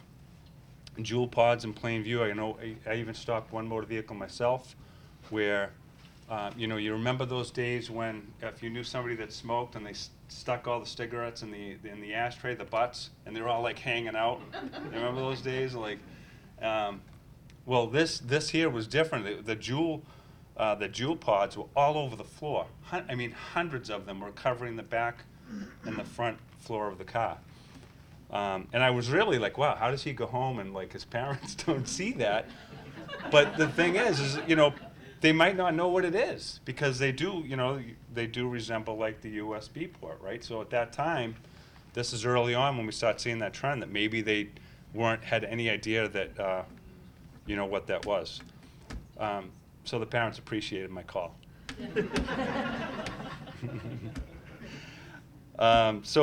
Field tested, okay? So a lot of the stuff that we get when we seize a vape, some of the vape pens that you see over there, when we seize those devices, a lot of times we'll see that oily substance that's inside of there that doesn't really look like the flavorings and the other stuff that you see in the store. So we'll field test it. And I'm pretty sure that every single vape that we have confiscated, the Walpole Police Department, that has come into our possession, we field tested it, has been positive for THC. So we haven't, has that changed? We haven't seen the trend really that much with the nicotine products. We're seeing it with the THC oils. All right, we had 20 plus incidents towards the end of last year. Motor vehicle stops, going to a house party, whatever else, where we came in contact with these. Those are 1 gram carts typically that you'll see that we're dealing with. We have the issue of possession, right? So a lot of times, you know, before legalization, if somebody had marijuana oil, the oil that's extracted from the plant, it was a Class C substance. But the new law changed the definition of what marijuana is. So, and what it did is it basically said marijuana and THC are now under Class D. It's a different, it's both in the same category now. So essentially, a person in Massachusetts can have 2 ounces of flour, 2 ounces of marijuana, or its equivalent, all right, in oils, the concentrates, which is 10 grams of oil. So 10 grams of oil is equivalent to about 2 ounces of marijuana. That is decriminalized. So if a kid is caught with 10 grams of THC oil, the worst thing that can happen to them is they'll get a $100 citation, and they would have to go to a drug education class, which really nobody goes to. And the payment you don't really have to pay anyways because there's no mechanism built into the law to recoup that money. So that's just kind of on the enforcement side. That's why there's not a whole lot we can do, you know, unless it exceeds those amounts, or unless somebody is distributing it, they're giving it away, or they're selling it. We did have a couple of arrests with juveniles distributing oils earlier this year that led to search warrants of a home. But these are some of the things that you know, we're seeing out there. We already went into like the side effects and what happens with vaping. But this slide here, that top right, 2 years ago, that one on the left, does everybody recognize that? From high school days, no? So the picture on the left is a rolled marijuana joint, right? So that's the flower of the marijuana plant that's rolled up in a joint. That's what we used to always see, right? That was marijuana. That was a marijuana joint, or sometimes smoked in a bong or a pipe, or different ways to introduce it. What we see now is the one on the right, which is a vape cart, which contains THC oil. Right, and so that, as we heard earlier this evening, that marijuana joint on the left has 19% THC in it, and the one on the right, that THC oil, has probably 85 to 90% THC potency into it. So, as we did mention earlier, it's a different drug. It's a much more potent drug that, in the long term, we don't know what the effects are going to be. Okay, so 2 years ago, we never saw this in Walpole. Now it's the choice. It's what we see most of the time. Some of the other things we've seen in Walpole. The vape pen, obviously. We've seen lollipops. We've seen the baked ziti, cooked in can of butter. We've seen the cookies, the pretzels, the dabbing. We've seen shatter, which is another concentrate. It's actually the frozen oil that they break up. We've seen the hair straightener where, yeah. What's dabbing? Yeah. So we'll get into that. We actually have a dab rig over there. And rosin, which is a form of, basically what they do is they'll take parchment paper, they'll put the flour inside of the parchment paper, and they'll heat it and they'll press it. It's like a homemade rosin press, and they'll extract the oils from the plant using that. And we've actually had parents question us why they actually found a hair straightener in their male son's bedroom when they have hair that looks like mine. Different color though. So dabbing, anyways, is a form that we could pass it around probably too. We'll pass it on the dab rig. Basically, what happens is they take some concentrate of the marijuana oil, okay, oils or shatter or whatever their preference is, and they take a nail and they heat the nail up with a torch, which is, you'll see there's a little torch there, and they'll take that and they'll drop the other device into a piece of apparatus that they'll use to basically like cook make vapor out of it. But they'll take the THC concentrate, put it on the hot nail that they just heated up with the torch, and then that will create the vapors, and then they breathe it and they smoke it right out of the pipe. So that's another, that actually right there was seized from some kids in a motor vehicle here in Walpole.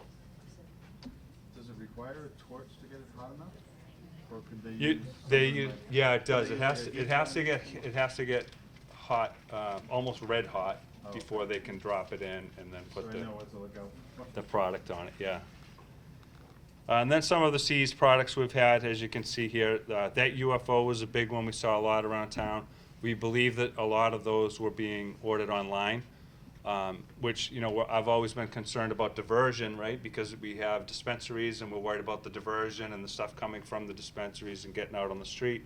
But now with the age of the internet and everything, that they have the ability to order up, and they can get this stuff basically anywhere, so they can get it online. So a lot of the stuff is coming in online, and some of the other stuff you see, and these are just a couple of pictures. We've had many cases here in Walpole on the illicit side of the market that's taken place where we've made seizures. You can see in that picture there's some edibles, gummy bears, and that sort of thing. A lot of that one there has flour.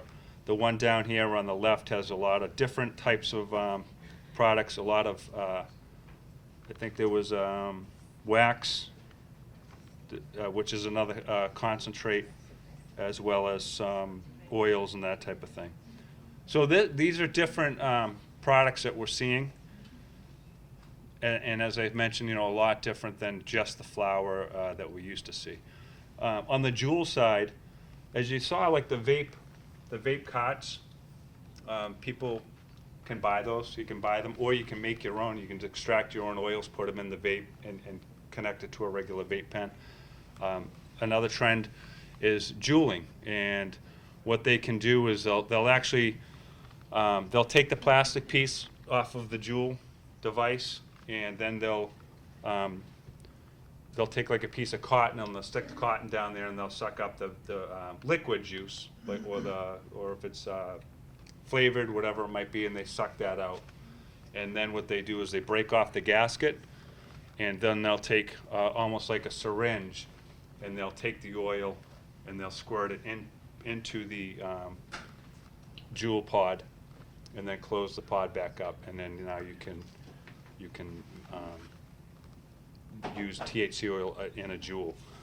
Obviously not something that's intended or recommended through the manufacturer, but this is what happens. And then that top right piece there is just a syringe type of device that is used to connect to something containing oil, and then putting the oil into the jewel pod.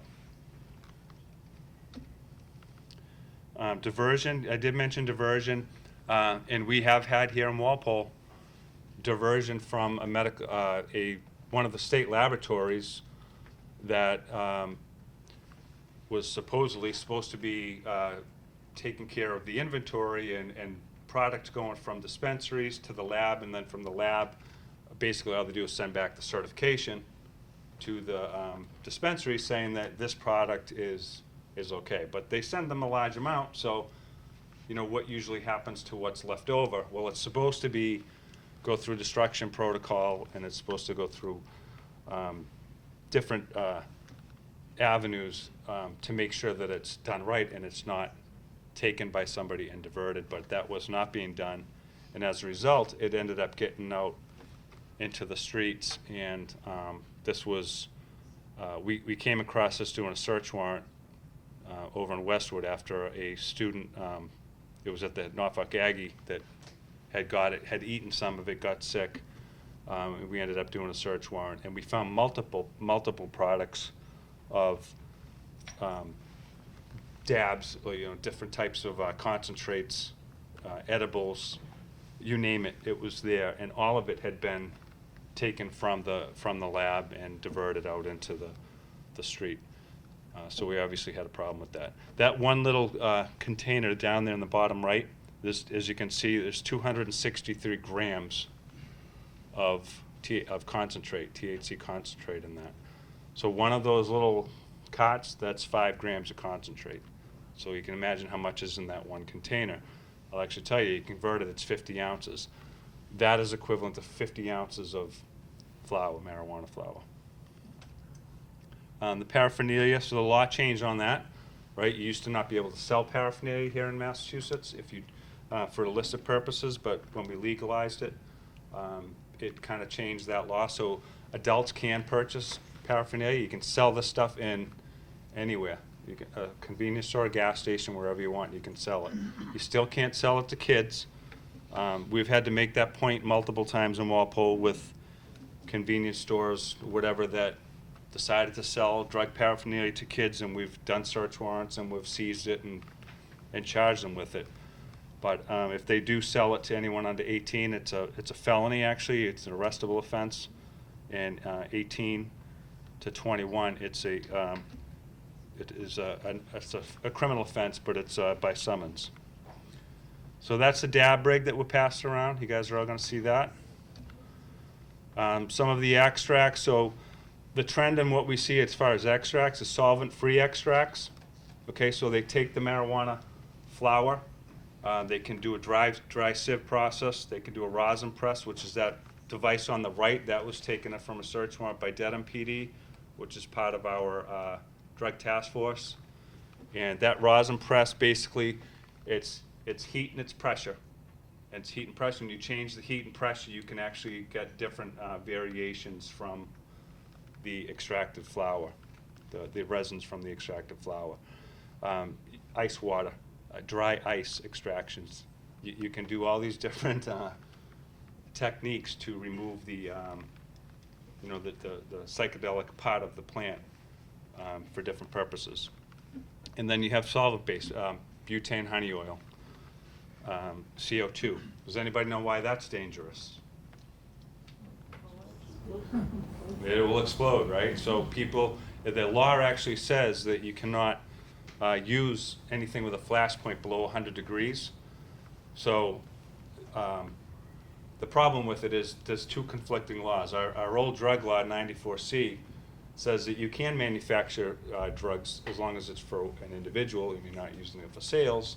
And then 94G, which says that you can't use it at all. So we have these two conflicting laws.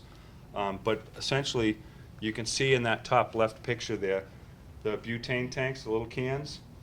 You can take those cans and basically what they do is they'll turn the gas on and they'll run the gas through a tube, and they'll pack the tube with marijuana flour, and the solvents will work its way through the tube and it will extract the oils on the other end.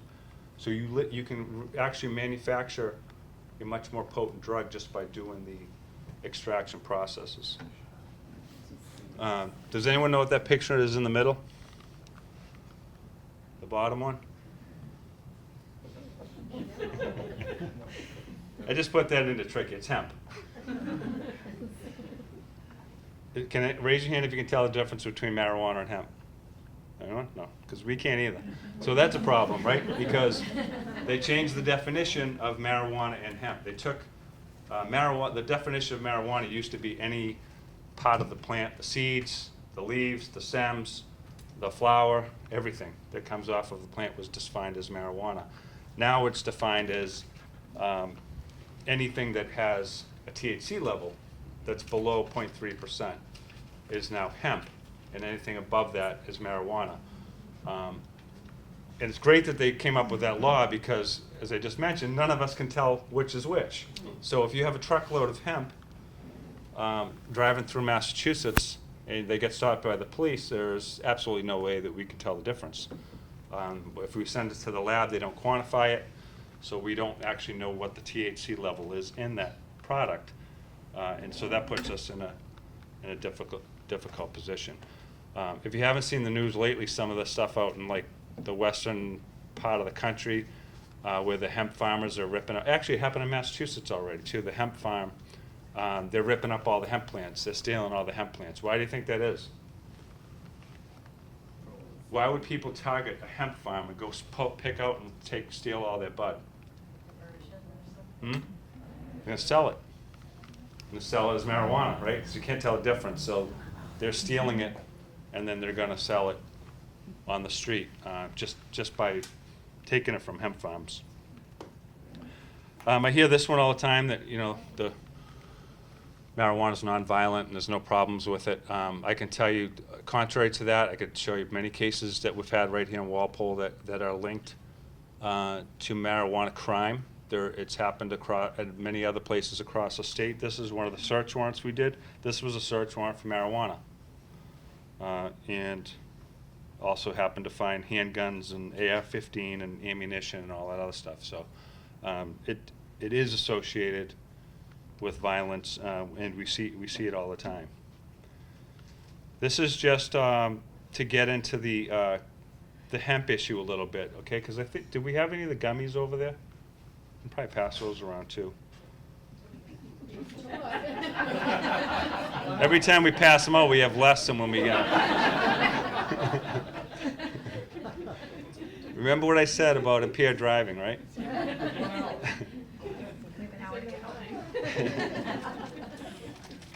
So the cannabis plant, okay, so the hemp can be derived from the same plant, the indica plant and the sativa plant. Usually the sativa plant is the ones that they can manipulate to produce hemp, all right? So that product that has under the 0.3% THC in it.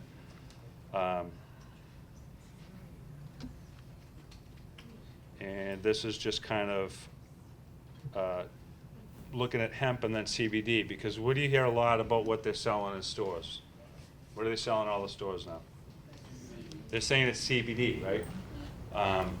But you can't sell CBD in the store unless you're licensed by the Cannabis Control Commission, because CBD and hemp are two different things. Hemp, as I mentioned, has to have a certain threshold of THC in it, and CBD, depending on the plant, going back to cannabis sativa or indica, dependent on that plant is going to be the amount of THC that's in each of those specific plants.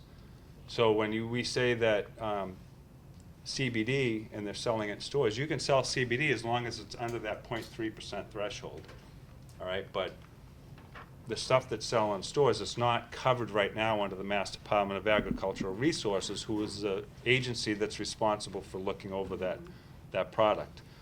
And so therefore, it's not tested. It's not tested for chemicals or any of the stuff that I mentioned earlier as far as mold and fungus and all that stuff. We don't know where it's really originated from. It's probably from other states. But it certainly wasn't grown here, tested here, manufactured here, and put on the market here in Massachusetts. Therefore, you don't know what's in it. And you don't know what the THC levels are that's in it. And I think those CBD gummies, have you guys all seen those in the stores here in Walpole? Yeah. So we've field tested those, and we field test them and they come up positive for THC. Now, does that mean we know the level of THC that are in those? No, we don't, because we have no way to quantify it. But who do you think of buying those products right there? They're bought by children. How much are they? What's the price tag say on those? That one have a price tag? I think they're like $9. They're like $9 for 3 gummies. All right, so they sell them at convenience stores, gas stations, all that kind of stuff. But so again, like it might not have high amounts of THC in it. It might have less than 0.3%. We have no idea because it's not tested and it's not labeled and all that. So that's another problem that we are running into. And this is actually the field test kit that we used to test whether or not it had active THC in it or not. Now, if you look at, so it's $8.99, so it's $9 for that little package.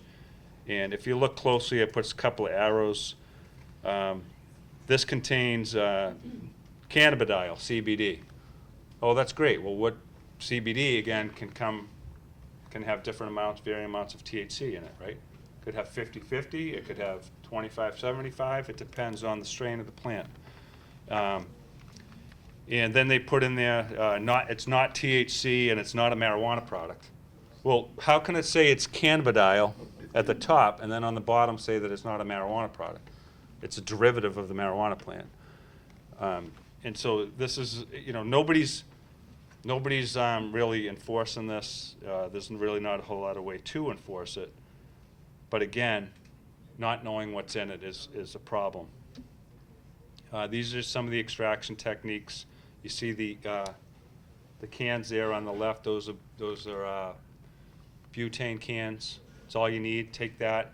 On the right, this is actually a demonstration that I was involved with, and all we did was take some of the butane cans, put some marijuana plant in the tube, put a coffee filter over it, wrap it with an elastic, and run the gas through it, and you can extract it. And that's basically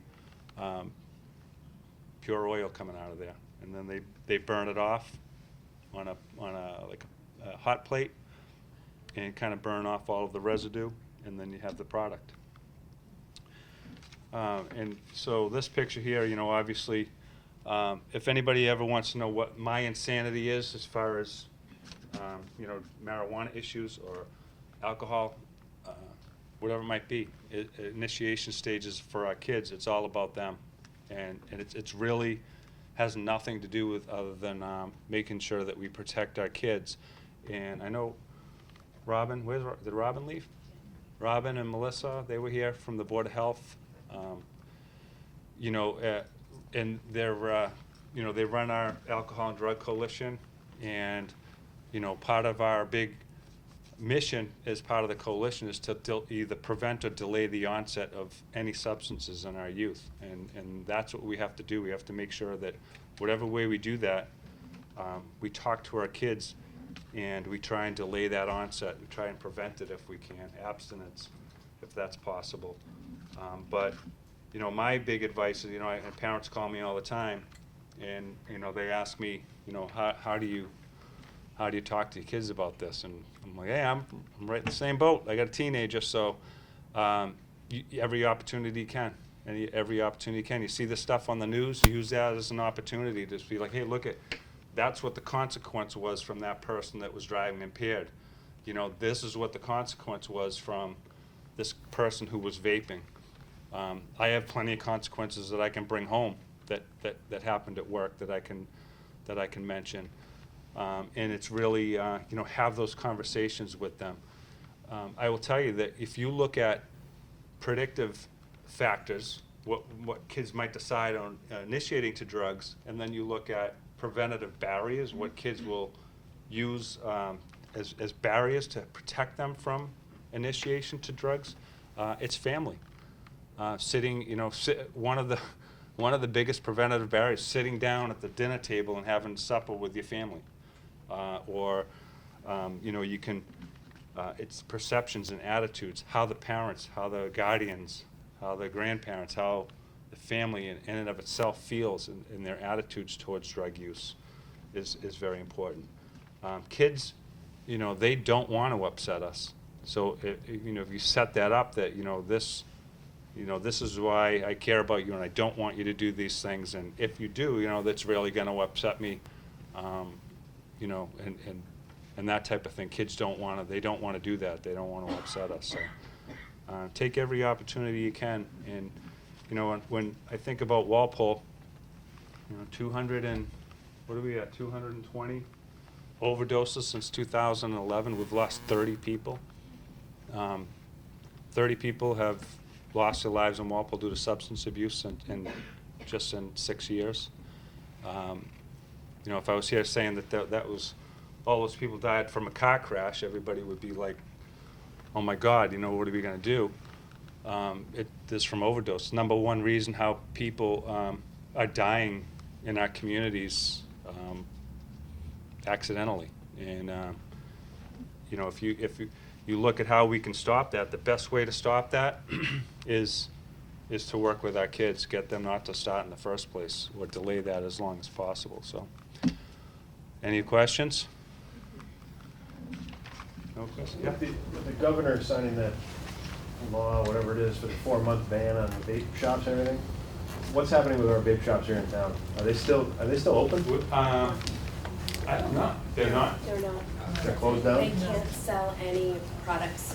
They all get notified by mail to take the product off the shelf. They actually all were served in person by the Board of in Health. person, yeah, by the Board of Health. We personally went out to all of But the there are staff. 2 shops in town that are primarily, one is primarily vape. The other has a very small amount of paraphernalia, if you will. And so they can sell that, but nothing having to do with vape can be visible or advertised. So they were basically told they needed to close until everything was off of the shelves and out of sight. One of them, the one that had the small amount of paraphernalia, did have the intention on staying open, but they have since decided not to. So yes, they are closed until that ban is lifted. And the other 20 establishments in town that are selling other products obviously are still open to sell their other products, whether it be a convenience store or what have you. But they cannot sell, advertise, or have anything visible having to do with vaping. Do we know if, like, one of them goes, like, bankrupt, goes out of business, if, you know, or somebody else can come in, because we passed that law town meeting? We passed the law that, So no, they they would be can't, able no. to. So Rachel, do you want to, Rachel Jackson's the nurse at Walpole High School, school nurse, and Steve Embush is also here, the principal. Do you want to come up, Steve, or do you want to say anything? Right under the bus. I have a quick question about the shops. Do you folks have any idea, were they doing great business? What kind of business were they doing? I don't really know. Do you know, Wait, Melissa? sorry, what was the question? What kind of business were they doing? I don't believe so. I mean, I personally don't know. I just know just driving by, never seen anyone there. But personally, no, I wouldn't know sales numbers. Dr. Hartman was there a lot, I guess. They didn't, from what we do know, it doesn't look like they were doing fabulous business, and one of them was actually cited for selling to an underage person.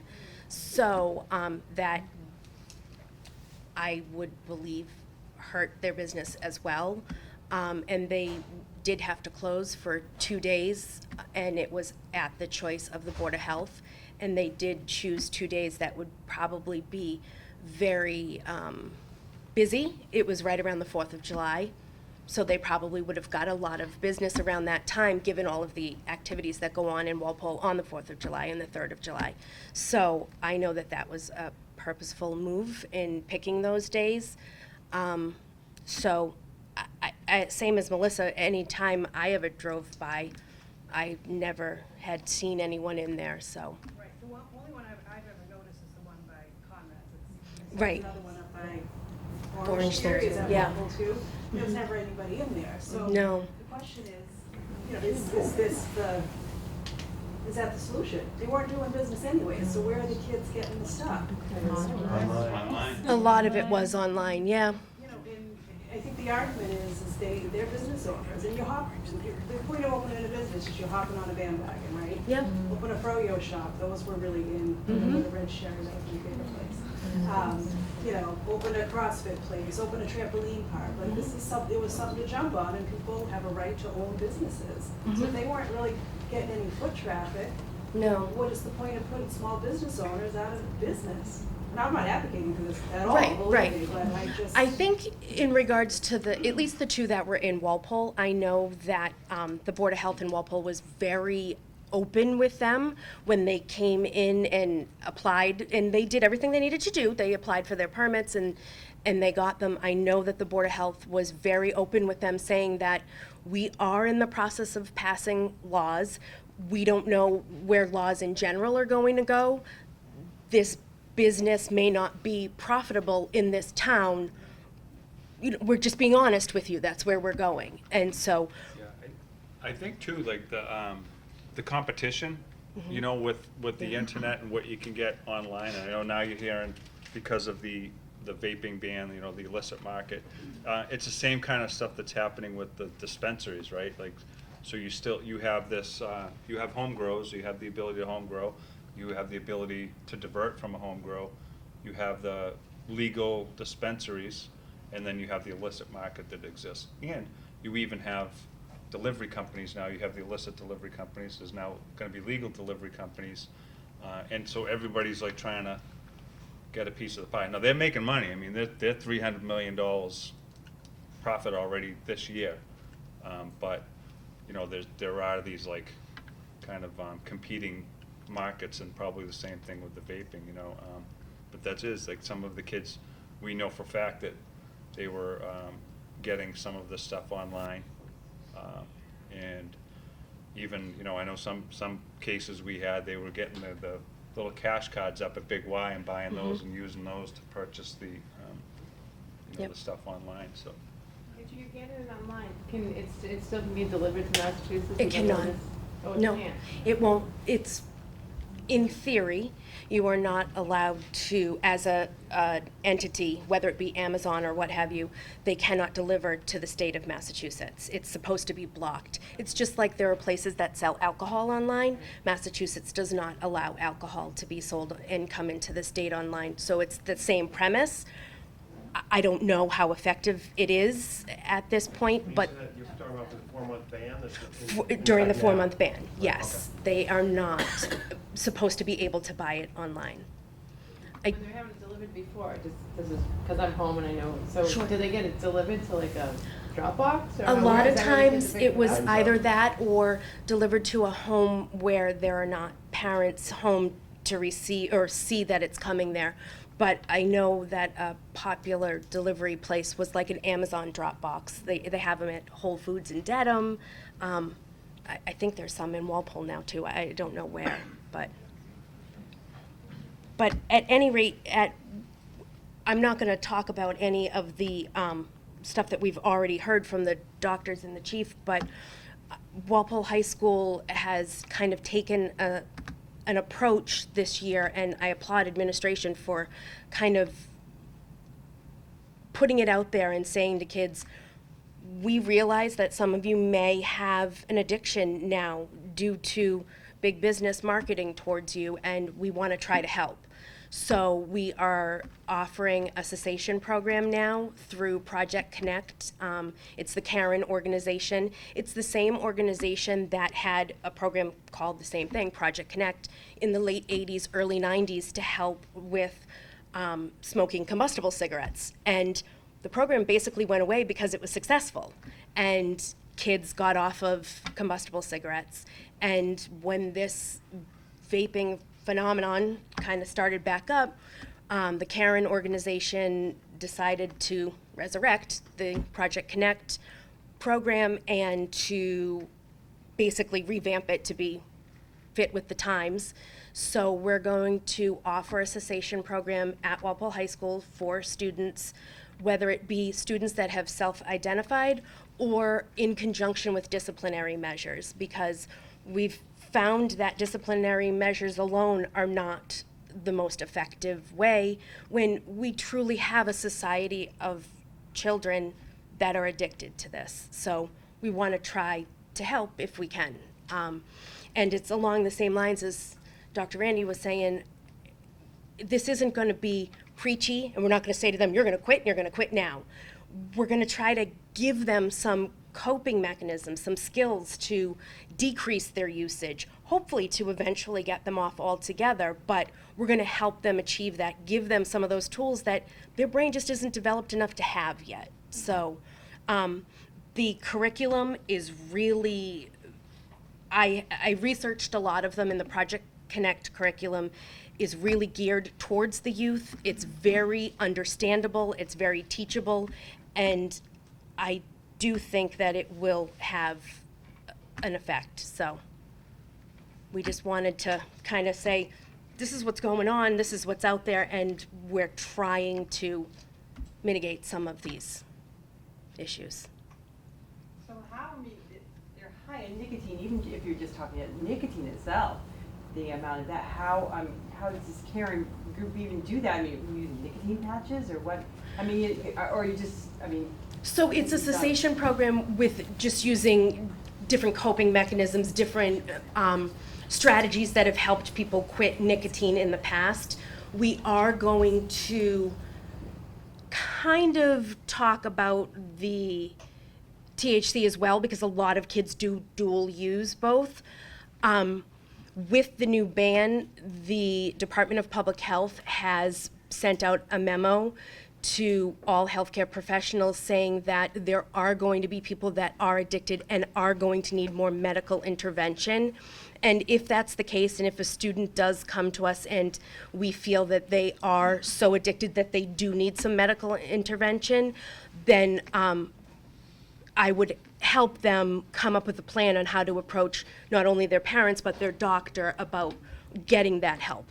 I don't have the ability to prescribe anything, but I absolutely can help them know what other tools are out there if their addiction is so far that they would need medical intervention. Can I just add in? So,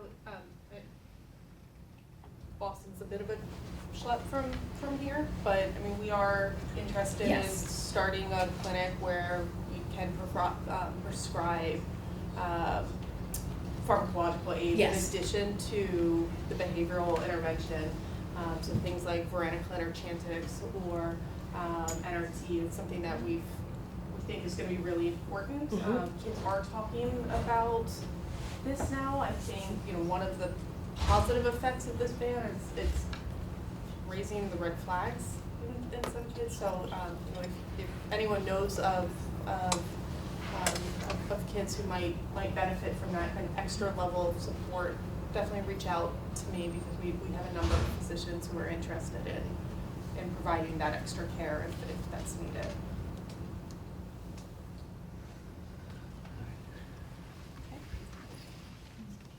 Any more questions? So with this program at the school, are you involving the parents of these kids that you identify as having issues, or how? So that would be at the discretion of administration if it's in conjunction with disciplinary measures. And what about if a child just comes to you and says, I have a problem, then are you alerting parents? We did not. We, in fact, we specifically said to the kids at the beginning of this year, if you have a problem and you want help, we will give you the help, and 3 things. You can still play sports. You will not have any discipline measures taken against you if you come and say, I have a problem. Unlike if you're caught in the bathroom and you're, you know. And number 3, we won't tell your parents. And part of that is in conjunction with what the nurses do when they do their interviews of kids both in middle school and high school through the expert process, that parents are only brought into it if they feel that there's some immediate danger that the kids are in. And we would do the same thing, obviously. And a lot of it is discussions through the program with the kids as to whether they think, the nurse thinks that they should bring the parents into it. And that is actually one of the whole sessions is kind of dedicated to how to talk to your family members or your doctor or a trusted adult, because you need that support in order to be successful. So it's kind of, and it's further along in the curriculum, so you kind of build that base with them and almost giving them the reasons why involving your parents is a good idea, but not losing that trust with them. So, but I do always start off with telling them that if I think that you're in immediate danger to yourself or anyone else, we will have to bring other people into this, but we will discuss it before I do that. So we're pretty clear with them on that. But and we had 8 or 10 kids who came down in the first 24 hours after we said that, self-identifying and asking for help. I guarantee you, most of them would never have said a word had they thought we were going to just immediately call parents. So I see it as a win, and I'm a parent. I have 3 boys. I know what that feels like. What do you mean? I'm not going to be told, but if the choice is that they come looking for help or not, and they go on and maybe get into something else, I say get the help. So is it one-on-one help, or do you see all these 8 kids together, or? So the curriculum is such that anywhere from 4 to 8 students at a time. There is opportunity to do one-on-one either outside of that or just in general. If there was a student that probably, if we felt wouldn't kind of fit into a group setting and would be more effective one-on-one, we can absolutely do that as well. Right now we are doing it in a group setting with a maximum of 8 students, and I think the mix of students that we have is actually going to be very effective. It's a bunch of different categories, if you will, and I think that the students are all at different levels. Some of them have already started weaning themselves off, and I think that they can offer some really good practical advice to these other students that may not be at that place yet. So it has the potential to work very well. Time will tell. When I went to the training, I know that the people through the Karen organization said that they had a 98%, they were effective in getting them to decrease, not necessarily quit altogether, but to decrease and recognize some of the dangers. And out of that, most everyone that participated by the end of the class did tell their parents, told their parents, I had this problem, this is what I did about it, and I want you to help me continue on this path.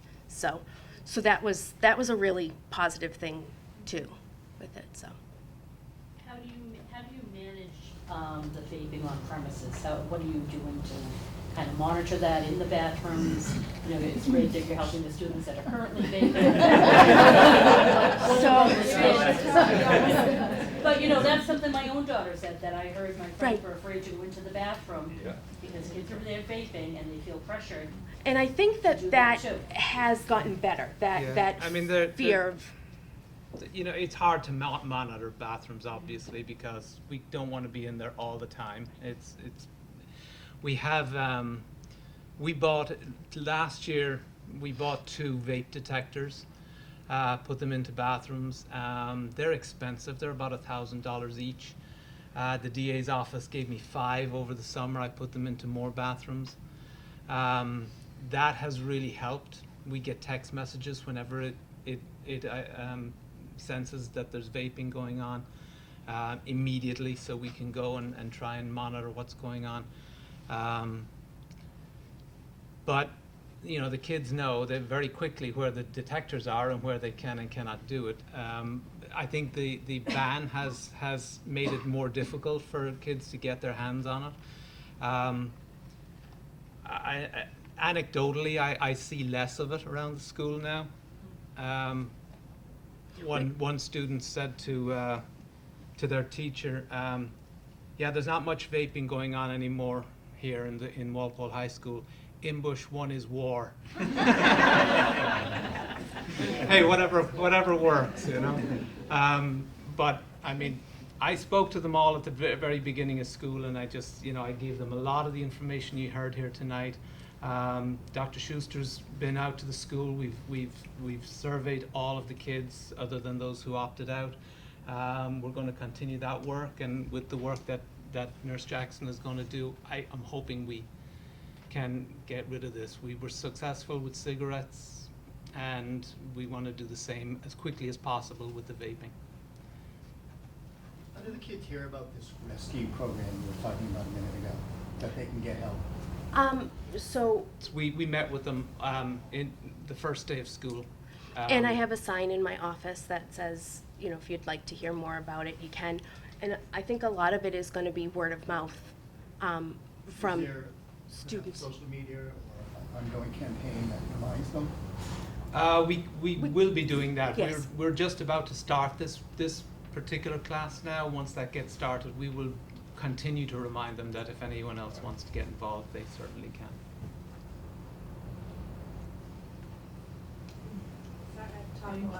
What's being done at the middle school level? Because I think that's when kids are starting to do this. So the middle school level, that's a really great question, because we're working on cessation. I think in the early middle school years, we can do a little more with the prevention piece. It is starting earlier and earlier, and I briefly spoke with some of the middle school counselors about maybe starting something. The Karen organization is really great with coming out and speaking to schools, and they do it for free. So there was brief talk of maybe having them come out and do something in the middle school, and they also will come out and do a curriculum in conjunction with health classes. So there was some talk of that too. So that talk has started. It has been nothing but just an initial conversation, but I do think that it won't be too long before we start having some more serious conversation about that.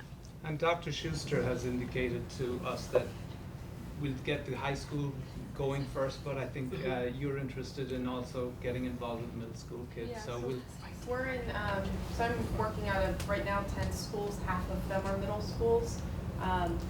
For exactly this reason, I think rates of use are very low, but it's when most people first experiment. And it is really the critical time when we've got to start the dialogue and make it okay to talk about these things and starting to educate. Kids are really impressionable during that time, which gives us a lot of opportunity for really good prevention work. So it's, I think, there's luckily not a lot of intervention at that point, but a lot of that's really our key time to start the conversation. I think Dr. Goff definitely has As a something. former middle school principal for about 15 years, there is an active prevention curriculum in the health curriculum that the health teachers are doing at both middle schools. So they are doing a lot more on vaping in particular, looking at what some of the risks are, and then also taking a look at the marketing.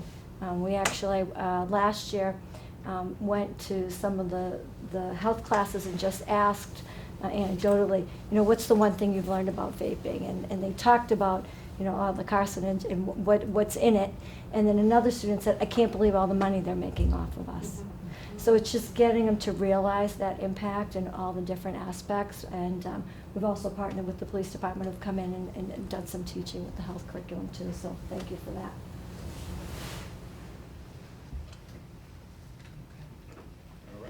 Everyone wanna go see Dr. We're not gonna do a tour of Dr. Hartman's car if you wanna go up and see it.